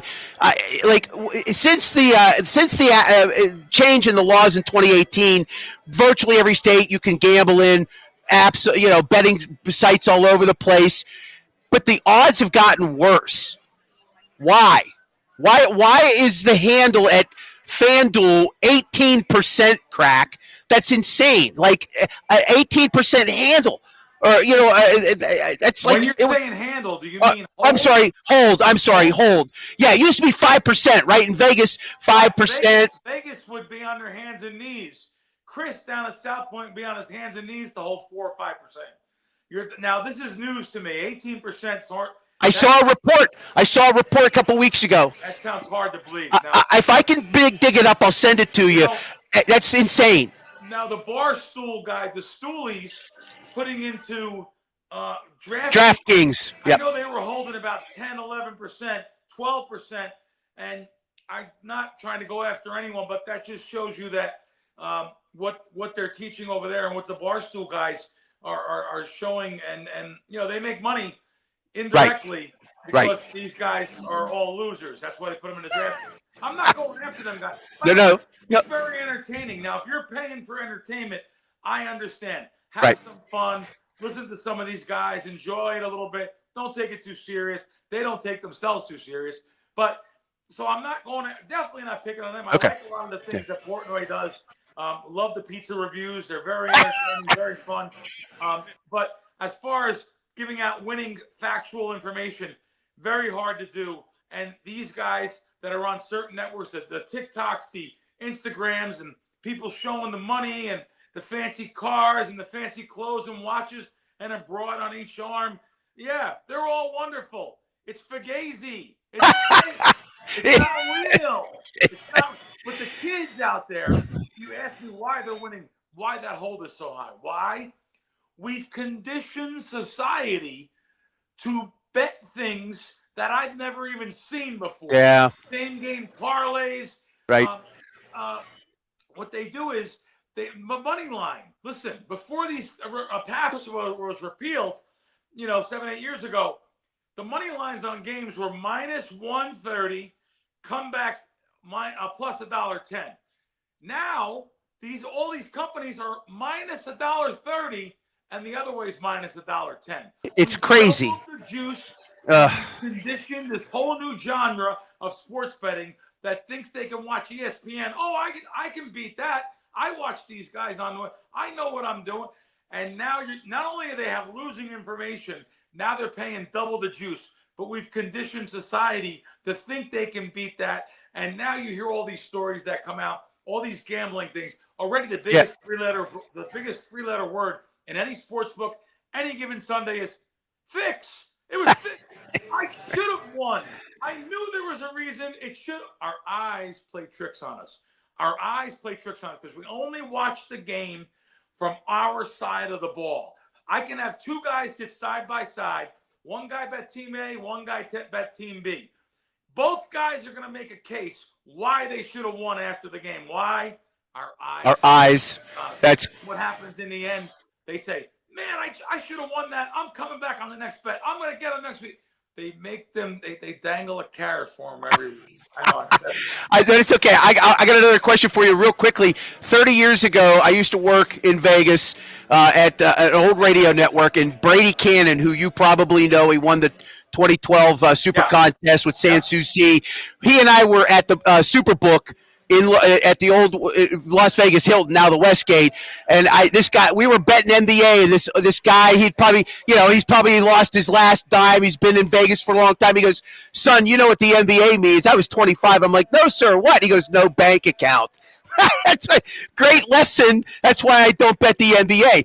How has capping games, how have you had to change as the industry has changed? When you're looking at a board, how have you had to make adjustments over just say the last 5-10 years? Well, it's real simple. There's information on every single network about the NFL and even NBA. So wherever you go, you're going to see lots of information on these sides, Team A versus Team B. And it's real simple. If I'm going to get ahead of the market or see overreactions to markets, that's when I'll play an NBA side or an NFL side. I'm going to tell you, I'll play an NFL side before an NBA side. With the lineups, the way things are going, with these players taking each other in and out, they're hurt, they're not hurt, they should be hurt, they were going to be hurt, they want to be hurt. I don't even know what's going on NBA side, so you're not going to see me play many of them. Yeah. But the NFL sides, if I can get ahead of the market on Sunday night or Monday morning, I'm talking about 6-7 days before the games kick off. Right. That's when I'm more likely to bet the NFL. I will bet them closer to game time if I see some overreaction. Living here in Las Vegas, you can get extra half points around the key numbers of 3 and 7, but those key numbers aren't as key anymore. Yeah. Because of analytics, because of the 2-point conversions, because of the 10 yards more on the extra point. There's a lot more involved than it used to be 10 years ago. You mentioned the word 10 years ago, 10 years ago. Now, I'm not saying it can't be beat. Bookmakers are sure scared of me. I can't play at Coast. I can't play at Stations. I can't play at Caesars. Why? Using my brain. Not cheating. Using my brain. That's why I'm not allowed to play. What about South Point? South Point, I'm allowed to play. Okay. Now, granted, I love Chris down there. I'm allowed to go to the counter. My bets were just cut to 3,000 on Limits. They've limited you. Okay. But not All right. only me, they limited it. Yeah. It's an across the board thing there. I understand. However, I went in there and bet 5,000. You know, I don't mean to throw numbers out, but Right. you're talking to the rare person. I'm going to be willing to say to you, unless you're talking to Billy Walters, you're probably not going to be talking to anyone that actually bets more than me. Because I'm not to be proud of. Right. I have a 2%, maybe 3% edge. So I have to bet a lot of volume. You can't tell me that you make a living betting sports if you're betting $500 a game. Because even if you hold 5%, which you don't, even if you hold 7%, which you don't, that's $35 a game that you're making. And you have to bet a hell of a lot of volume to be able to make a living off that. So I bet a lot of money. And the reason why I'm saying it, I bet serious money because I know I'm going to win in the end. And I know the couple percent edge I have over the sports books. Not these fugazi numbers that people throw out, 65, 70%. These kids love to hear all this. Sean Perry to $600,000, and I know, not to bring up a name, but he's another one of these guys that I don't know. I don't know him. I've never met him. Okay. I hear a lot. And you want to know something? I see what these guys do on here, and I get it. Listen, I can make a lot more money than I make if I was just a little flashy, or if I was just a little bit of a guy that comes out there and says, "Hey, I worked for Billy Walters for 11 years. You can ask him my name. You can." And if I said, "Hey, I make this kind of money. I make that kind of money," and I show these kind of things, I'm more of the aggravated gambler. I'm aggravated what I see. I'm more of a gambler that actually has a responsible gambling platform. You know, I did the Showtime show Action, talked about it a little there. I do my Fox Sports Nationwide show, 500 networks. I talk about it there. I do VSiN every Thursday. I literally have my podcast every week that me and John Orlando talk about responsible gambling. He is representation of the public. He lets me make fun of him and the way he gambles from a DGen mind. I'm sorry to call him that. I love you. Love your dad, Tony Orlando. Love you guys. But however, at least he lets me talk about that kind of stuff. And I try to teach that responsible gambling in a way. But yet, my business is still sports betting. So I'll just let you know, my money goes down on proposition bets, player props, stuff that I can get information on the computer, following beat reporters, following articles, following guys on the team that may talk in social media, not the fixed stuff that you're talking about here, these individual situations. I've been talking about this for years. Put it this way, I can't get down any money. All that BS, not that it's BS, but I'm hearing these guys betting tens of thousands of dollars on player props. I know what they take for me. I know what they take in the public. They take a dime here in town. You can get maybe $4,000 down. There's too many hands in the well. More is going to come out of that whole situation there, right? You know, to be honest. Yeah. Oh, yeah. It's just the tip of the iceberg for the Chauncey Billups scenario. I didn't know you worked for Billy Walters. 11 years? Billy Walters, one of the best guys in the world. I know a lot of guys don't like him. A lot of guys get mad at him. They call him the devil. They call him Satan. Let me tell you something. Billy's done a lot of nice things for a lot of people, man. Gave away a lot of money, donated money, but how about giving away to people that needed help in the street? Some of the guys that worked for him, some people around him. And by the way, he made a lot of people a hell of a lot of money. Yeah. But you have to have too many skill sets to keep it. And Billy had a lot of those guys that had those leaks. And it's real easy to have the leaks. You live in Las Vegas, drinking, drugs, women, gambling. I can keep on going. I mean, right? In Vice Central here. Right. Yeah, absolutely. Real quick question before I let you go. Steelers and Packers, anything stand out? Not necessarily side or total or prop. Anything that you like tonight in the game? Listen, everyone's on the Steelers tonight. Yeah. I had the Steelers +3 minus $1.10. I thought it was a good price and a good situation. There was some 3.5s earlier in the week. Real tough to take now, unless you can get in maybe $1.15 or something like that. Okay. But yeah, it's nothing though. I'll bet 5 times more on a player prop though. Over under player yards or something like that than I will a side. But there's a little something for you. And I'm sorry to keep on rambling and talking. With all these years of experience built up. and I'm trying to help other people too, to be honest. Yeah, and that's what I like about you. And that's why I'm so happy that you gave us some time today on the show. You're very gracious with your time. I've talked to people in Vegas. They're like, that's a good guy. And I'm just grateful that you've given us a few minutes of your time. Bill Krackomberger, you can hear him on VSiN on Thursdays. You can hear him on Fox Sports Radio nationally on the weekends. Crack Wins, Krack Wins. That's his website. Go check him out. He's on X as well. Bill, thank you. You are amazing. Thank you, sir. Thank you. All right, Bill Krackomberger, live from Las Vegas, Nevada. Worked for Billy Walters. I mean, what more can you say about a guy like that? Just top notch, real sharp. Sharp, right? He says he's got like a 3% edge. That's a guy who's been making a living for 30 years with a 3% edge, and he bets volume, and that's how he makes his money. I'm a professional gambler. I'm this. They're all flashy. He's like me. You get some TikToks going. You hold up some bundles. What do they call them? Bands. They call them bands. Hold up some bands. Get a flashy car. Show a ticket. Next thing you know, you got a bunch of people paying you in a Discord somewhere. You ever go on Discord, Bill? By any chance? Discord is that's a whole other universe. Mm-hmm. A lot of weird stuff going on there.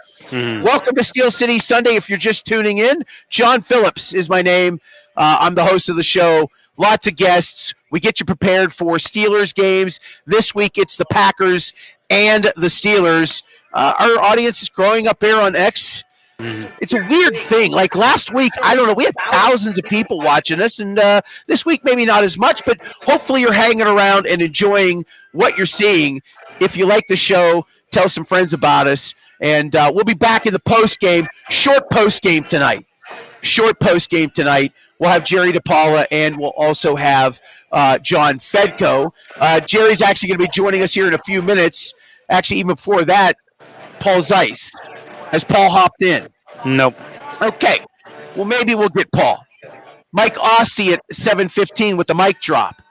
And then Jerry D at 7:30, and then we'll wrap the show up. We'll get off the air, and we'll get you prepared so that you have time to enjoy a few cocktails, dare I say a frosty beverage, maybe even some pierogies and some halushki. It's a lot of carbohydrates right there. Mix in some protein. We'll get some kielbasa. I was down in the Strip District today. We have a little group chat that we do here, text chat, trying to find parking at around 1:30 today. What a nightmare. Yeah. Link. Oh, Paul needs a link. We will get it to Paul. Okay, hang on. Oh, he's got it. Paul has the link. That's a busy man. Paul's a busy guy. He writes for the Pittsburgh Post-Gazette. That's his bread and butter. We love having him. The fact that he is doing this show is we enjoy having Paul. I enjoy working with Paul. Enjoyed my time at the Fan with him years ago. And the fact that he can commit some time to us every single week helps us a great deal. So any moment now, Paul Zeiss will be – okay, let's get Paul in here. Busy guy. He might be at the stadium for all I know. Are you at the palatial digs of the Post-Gazette down on the North Shore? Yeah, that's where I'm at. And, again, it's always a pleasure to be on with you guys. I always have fun with you guys. Sometimes we have logistics. It's always fun. It is. That's okay. We started the show today. They couldn't see me, which is actually a bonus for the audience, to be quite honest with you. But, we did figure it out. It is the internet after all. It's maybe it has something to do with Scott. Scott Farrell, by the way, on earlier today. Just a lightning bolt. That guy, 60, and he's still like as sharp as ever. It's funny to speak with him because he's just boom, boom, boom, boom. That's what I love about him so much. And you bring a great perspective. You've been covering sports a long time, obviously. Let's get into the meat and potatoes here. Aaron Rodgers, how nice will this be for him to get a victory against his former club and join Peyton Manning and Tom Brady as the only quarterbacks to ever beat all 32 teams in the league?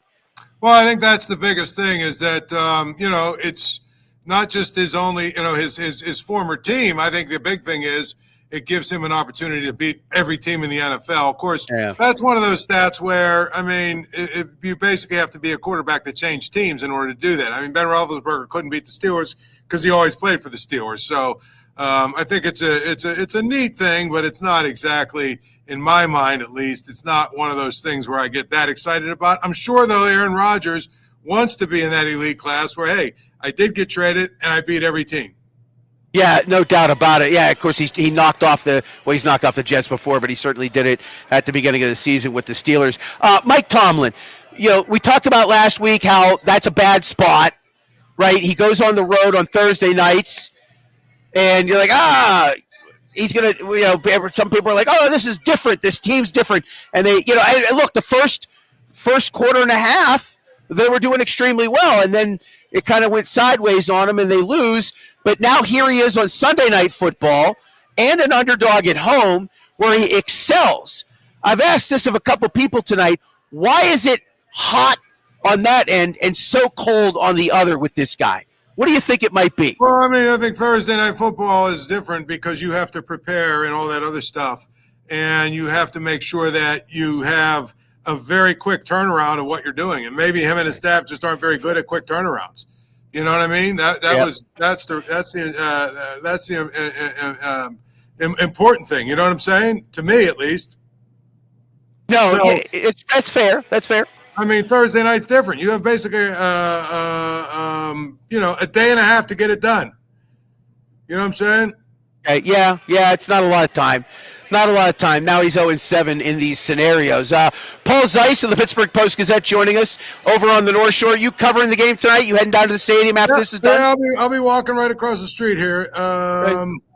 And so, to me, I think the most important thing is going to be how do the Steelers get out of the gate here? I think that the Packers are a team that you don't want to trail. They're very good at what they do. They don't give up a lot of big plays. And that's the point. I think that's where it comes in my mind. It's a game I think they don't want to fall behind. Packers are the kind of team you don't want to fall behind, period. Are you worried about Josh Jacobs? I mean, obviously you look at what happened the other night with who was it, Chase Brown, and you say, obviously now they're running against they're playing against these some of the best running backs that they're going to see. But to me, I mean, I look at it from that standpoint, and I just say, I don't know. I mean, it feels a lot like they do a pretty good job of adjusting, and that might be what it takes, is just adjusting. Well, let's see if they can. I'm concerned about him. I'm not going to lie. This run defense, when they have faced any kind of a decent running back, and I'm not saying Chase Brown is maybe in an elite status. I mean, obviously he had another 100-yard game today against another bad team, obviously. But they have just they've given up 100 yards or more rushing in 4 of the 6 games. The only 2 were against the Vikings and the Browns. This kid, he's not a kid. He's like 27 years old, but he's been really, really good the last 3 weeks with a pair of rushing touchdowns in the last 3 games, over 400 yards rushing. I mean, has much changed in your mind what you've seen or what you've heard from that locker room that makes you think that they're going to be able to hold that young man and in his rushing antics, and even Jordan Love? Right? Jordan's very capable of ripping off 30, 40, 50 yards on his own. How do you feel about this defense today against the Packers? Well, I mean, I think they've always been very good at circling the wagons, right? Yeah. I mean, usually they have a bad game, and then all of a sudden they come back with a pretty good game. And so, I feel like you had, 7, 8, 9, 10 days or whatever it is to really get ready for it and prepare. I know they've sat around and they've listened really hard. And they've listened to a lot of people basically saying they're not good enough, or they can't do this or they can't do that and all that other stuff.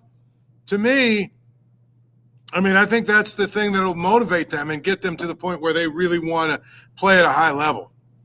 All right, I'm going to let you go quickly here because I know you got to get over to the stadium. Quick prediction. Are you sure? We can go for absolutely. Give me some more time. I'm okay. Good, man. I'm with you if you're good. Okay. I am. I want to bring Jerry DePaula in. Jerry's Okay. backstage. Let's bring Jerry in with you. Why not?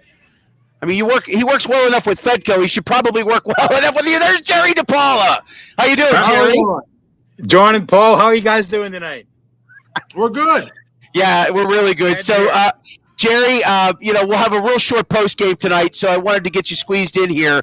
Obviously the story is Aaron Rodgers against his old team. Thoughts on that? What do you think? How much he really wants this really bad or not? Well, I'm usually a guy that looks in the glass half full instead of half empty, but I have a real bad feeling about tonight's game. I mean, Joe Flacco took that secondary to task and really beat him like Mike Lang used to say, like a rented mule. And I think the same thing would happen tonight with Jordan Love because, number one, Ramsey and Slay didn't get any younger during the past 9 days. Okay, those guys seem to be a step or two behind, maybe a step and a half behind.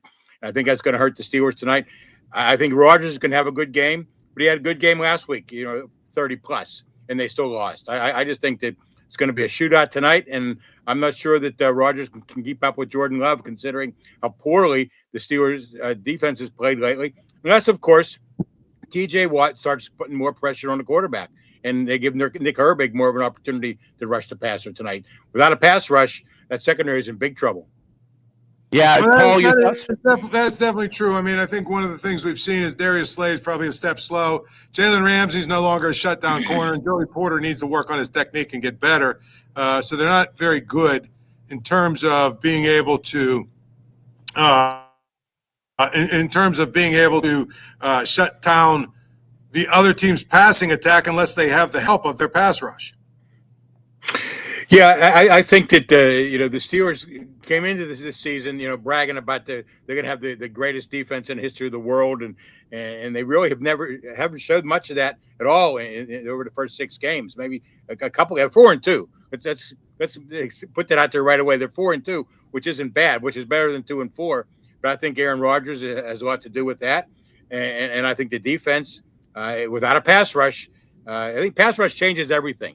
If they can put some pressure on Love tonight, they have a better chance. If they can't, I just think Love will stand back there and kill them because they've got a good running game to go with it, too. Now, Terrell Austin earlier in the week talked about how Chase Brown's antics forced him to change his game plan. We only saw Herbig 29 snaps. Mike Tomlin said that was, part of the problem and the fact that, against the run, maybe he's not as good. Me personally, as well as he has played, you got to find a way to get him on the field, maybe 10 more snaps than they did, 15 more. I thought there was a missed opportunity there this week. Even if the Packers get their running game going early and Herbig is still kept to the sideline, I think that's a problem. I think you've got to figure out a way to get him on the field. He was a disruptor for you when they lost. Why am I forgetting his name now? Highsmith. When they lost him, when they lost him. What are we doing here? Why are we not adjusting on the fly somehow and getting this guy more involved? Well, I think. Go ahead, Jerry. Go ahead, Paul. Go ahead. What I was saying was, I think it's pretty clear that to me that they don't believe that he is going to, give them what they need on the edge to stop the run. Okay. So if you can't do that, then obviously you're a one-dimensional player, and obviously the number of snaps you can play goes down. So he's got to get to a point where he's much better against the run than he's been, or else he's going to be a guy who only plays 25 snaps a game. I think they believe that Highsmith is a better two-dimensional player than Herbig is, and that was probably the biggest reason. Tom and his coaches have got a lot of criticism this past week for not using Herbig as much. But I've always said these guys are in practice with these guys, the players, every day, each week. They know more about what these guys can do than anybody else knows. Even all the years Paul covering Pitt. When you covered and you got to watch a little bit of practice, we can watch no practice, so we have no idea who the best players are. And it's the same thing with the Steelers. Right. Tomlin and his staff see these guys on the field in meetings. They know what's best, and they're not always right, obviously. But criticism I think is a little over the top sometimes in that regard. RJ Janorovsky on YouTube saying the D better come to play for a change. Rodgers 300 plus yards today. and a Steelers victory. I don't know if he'll throw for that much, but I did tell Bill Akins earlier, I think he may come close to that. I think he's going to throw the ball 30, 35 times tonight. He's going to have to win the game. Yeah. I just, again, Jaylen Warren, not impressed as an everyday back. I know he's got 300 yards rushing, and he's averaging like 4.4 a carry, but not an every down guy. Kenneth Gainwell, maybe we'll see more from him tonight. Jerry, real quickly before I let you go, because I got Mike Ostie backstage, I want him to hop in here with Paul and I. You're on the post game with John Fedko. Your thoughts? What do you think happens tonight at Acrisure? 27-21 Green Bay. Okay. Jerry D says 6-point victory for the Packers. That's okay. We'll see you on the post-game show, okay? Okay. Nice talking to you, Paul. Good to see you, man. All right. Jerry DePaulo on our post-game show with John Fedko. We'll bring Mike Ostie in. Mic'd up with Mike Ostie. Here, Mike there. How you doing, Mike? Good to see you. I'm doing well, man. How are you? And Paul, how are you doing as well? Good. Excellent. So we won't ask about West Virginia football because I just don't believe in. I've seen a lot of bad You've football. been tortured enough as it is than joining me on this show as it is. So let's get some initial thoughts on the Aaron Rodgers story here. Your thoughts on what plays out tonight.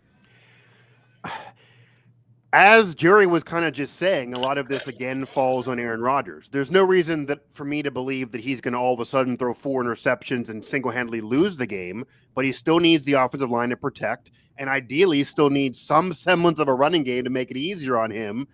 We've seen him be good enough for this team to win with their schedule so far. We've seen him be mostly a game manager, but at times show his intelligence and leadership and veteran know-how to elevate from what they've had in recent years.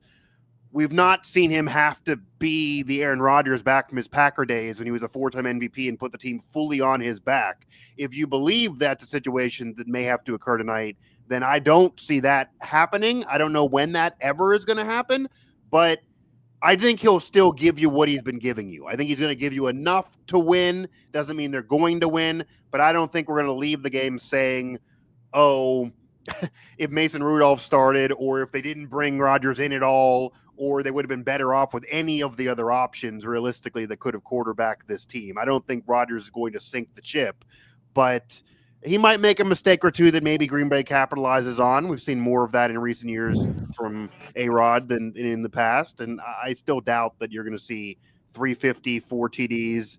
But if that's what has to happen because there's no running game, as Jerry alluded to, they probably then would lose.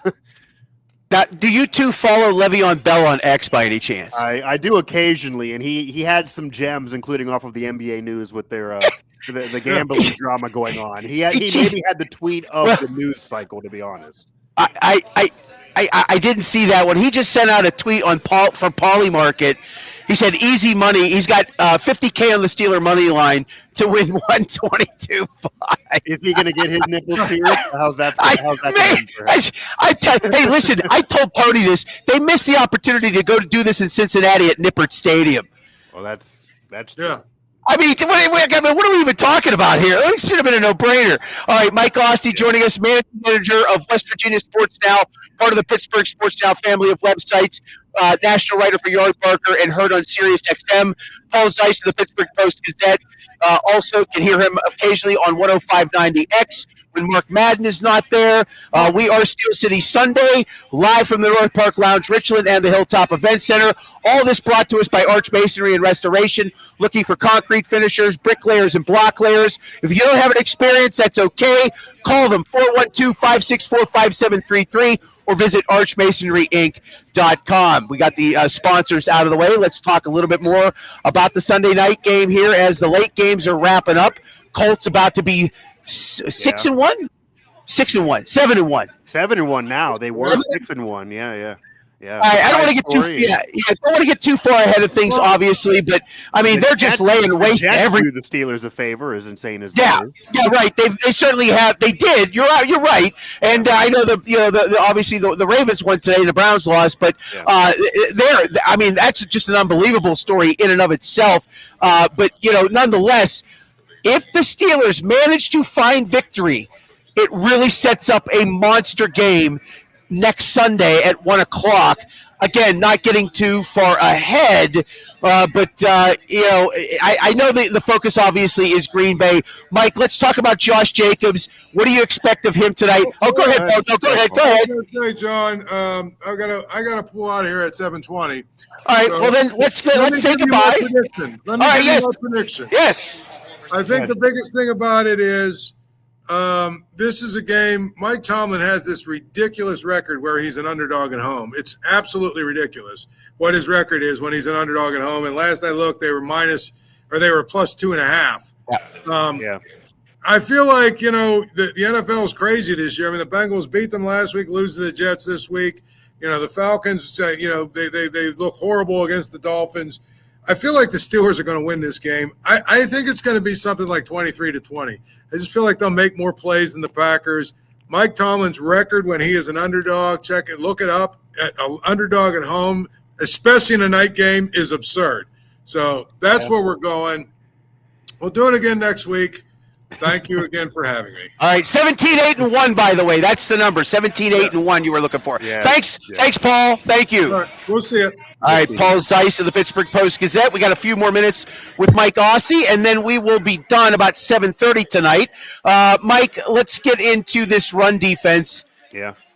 I mean, why? What's going on? I mean, is it just that they? It's you get a couple weeks where they're good, but the competition wasn't great, and then they get tore up by Chase Brown of all people. Well, it's kind of funny that if you recall early in the season when the Steelers defense was kind of performing and people nationally were singing their praises, I was writing about how it was still not impressing me, and we've now seen it get exposed since then, where the Steelers defense really relied on turnovers early in the season. It was a bend but don't break defense, and whenever they don't get turnovers, they tend to break too much, and it ends up becoming a problem. They allow teams to run against them, which is not Steelers football at all. We've seen that repeatedly this year. And then even throw against them at times. And Jordan Love is that dynamic of a dual threat quarterback that can do it with his legs, can scramble, get outside the pocket, can extend plays, and then also do with his arm. He has a cannon for an arm. And John, I will say that when he first came out of college, it just seemed too perfect to go from Favre to Rodgers to another great one. I doubted Jordan Love would be this good, but what we've seen so far, especially when they add Parkins to the fold, that as long as he gives you enough and doesn't ruin it, that they could be a legit team and be a contender. And I do think this Packers team has all the makings of going on a playoff run, especially when they shore up the pass rush defensively, and then him giving them enough offensively, him elevating receivers, then them getting something on the ground as well. So the weirdest thing off of what Paul just said, conventional wisdom based on what the Packers do would say Green Bay would win this game, but the NFL is weird. Tomlin usually does get retribution when he's coming off a bad game and a loss. The NFL usually leads us to weird games like this. The Steelers do end up winning, and it just seems like a perfect storm that somehow they'll snag it. But I do agree with Paul that if the Steelers win this, it's likely going to have to be one of those 26-23 game-winning field goal.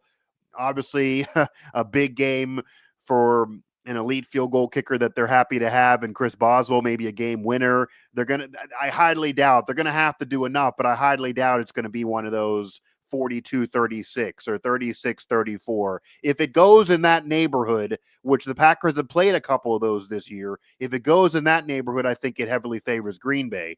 But who knows? And maybe the defense will get some turnovers. Love is vulnerable. But yeah, they're going to have to somehow stop something on the ground and force the pressure on Jordan Love, because we have seen him mess up at times when he's feeling the pressure. If that occurs tonight, that's maybe the recipe for them to get a dub. Well, the Packers' run defense is pretty good, third in the league overall, just 76 yards a game given up. Their pass defense is right in the middle of the pack. They're sixth overall. Right. So it's going to have to probably come through the air as things stand. Before I let you go, let's get your thoughts on the final score. What do you see transpiring? What are your predictions?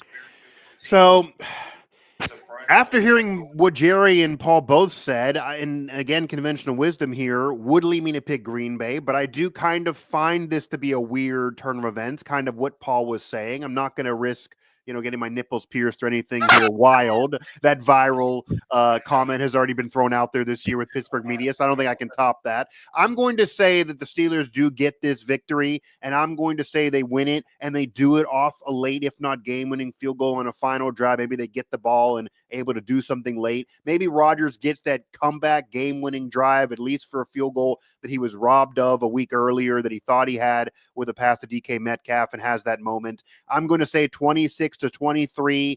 I'm going to say they get enough turnovers. They do enough on the ground, but that's going to be the major factor. Can they do enough on the ground? Because as you mentioned, they're facing a great run defense, and I don't think Warren gives them enough. They have very little on the ground, and Aaron Rodgers is even subtly saying it without wanting to kind of start drama, that you got to get something to make it easier on a 41-year-old quarterback. So if they lose, the ground game is going to kill him, and maybe he'll have one mistake, and then the Packers will do too much. But I think the Steelers somehow get this, and again, they keep coasting along to almost win this division by default. I don't think the Steelers are a Super Bowl champion team, but this division is just god-awful. Yeah, it's and bad. if they don't win the division, that's warrant of more criticism than there's been the last 10 years on Tomlin, honestly. This division is gift-wrapped for him right now based on what's going on. I tell you, I think Green Bay will have their way on the ground, and I think Aaron will probably be forced to throw the ball, but we'll make things happen. I can see this game getting into the 30s for both. Mike Ostie, managing editor of West Virginia Sports Now, part of the Pittsburgh Sports Now family of websites. He's also a national writer for Yardbarker and heard on Sirius XM, among others, and two-time girl dad. Thank you, Mike. Two-time girl dad for sure. I'm a winner because of that, no matter what happens with these teams I cover. So there you go. Thank you, sir. Thank you as always. No problem, man. Have a good night. All right, you too. Mike Ostie joining us. We just top it out over 600 people. Not a bad showing for show number 7. Hang out for a few more minutes, folks. We're not going to go away just yet. If you have comments, you can drop them right there on X, and we will take them from you. Any predictions, you're welcome to put them down below. If you have a question for the next few minutes, happy to answer them for you. This is Steel City Sunday. I'm John Phillips. I'm the host of the show. Nice to be joined by Bill Akins, who produces and provides some levity and keeps me in line. My wife, my kids, Bill, my 3 tax accountants, my 2 probation officers, 6 more attorneys. I don't even want to get into it all. Not to mention my employees that are in 13 states asking me for cash advances on a Sunday night. You're all cut off.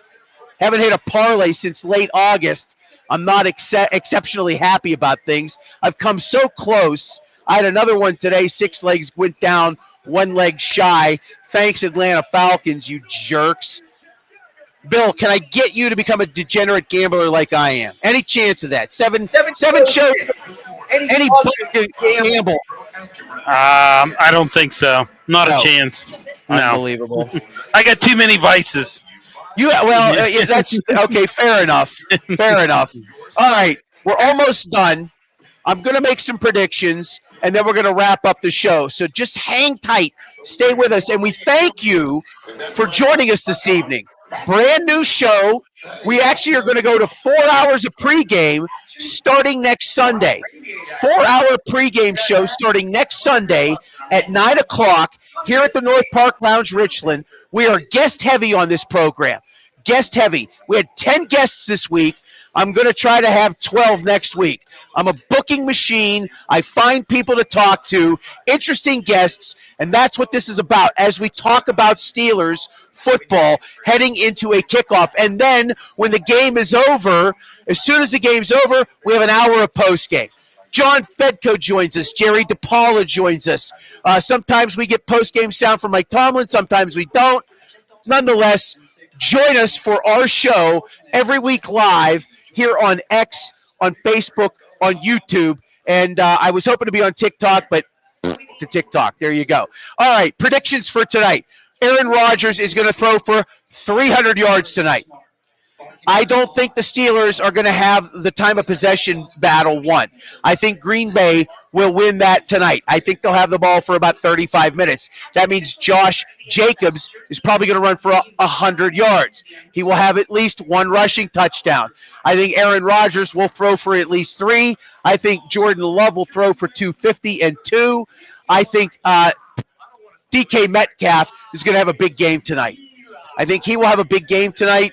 It was a little quiet last week. Freiermuth was a huge star last week, finally getting loose. Big game for him.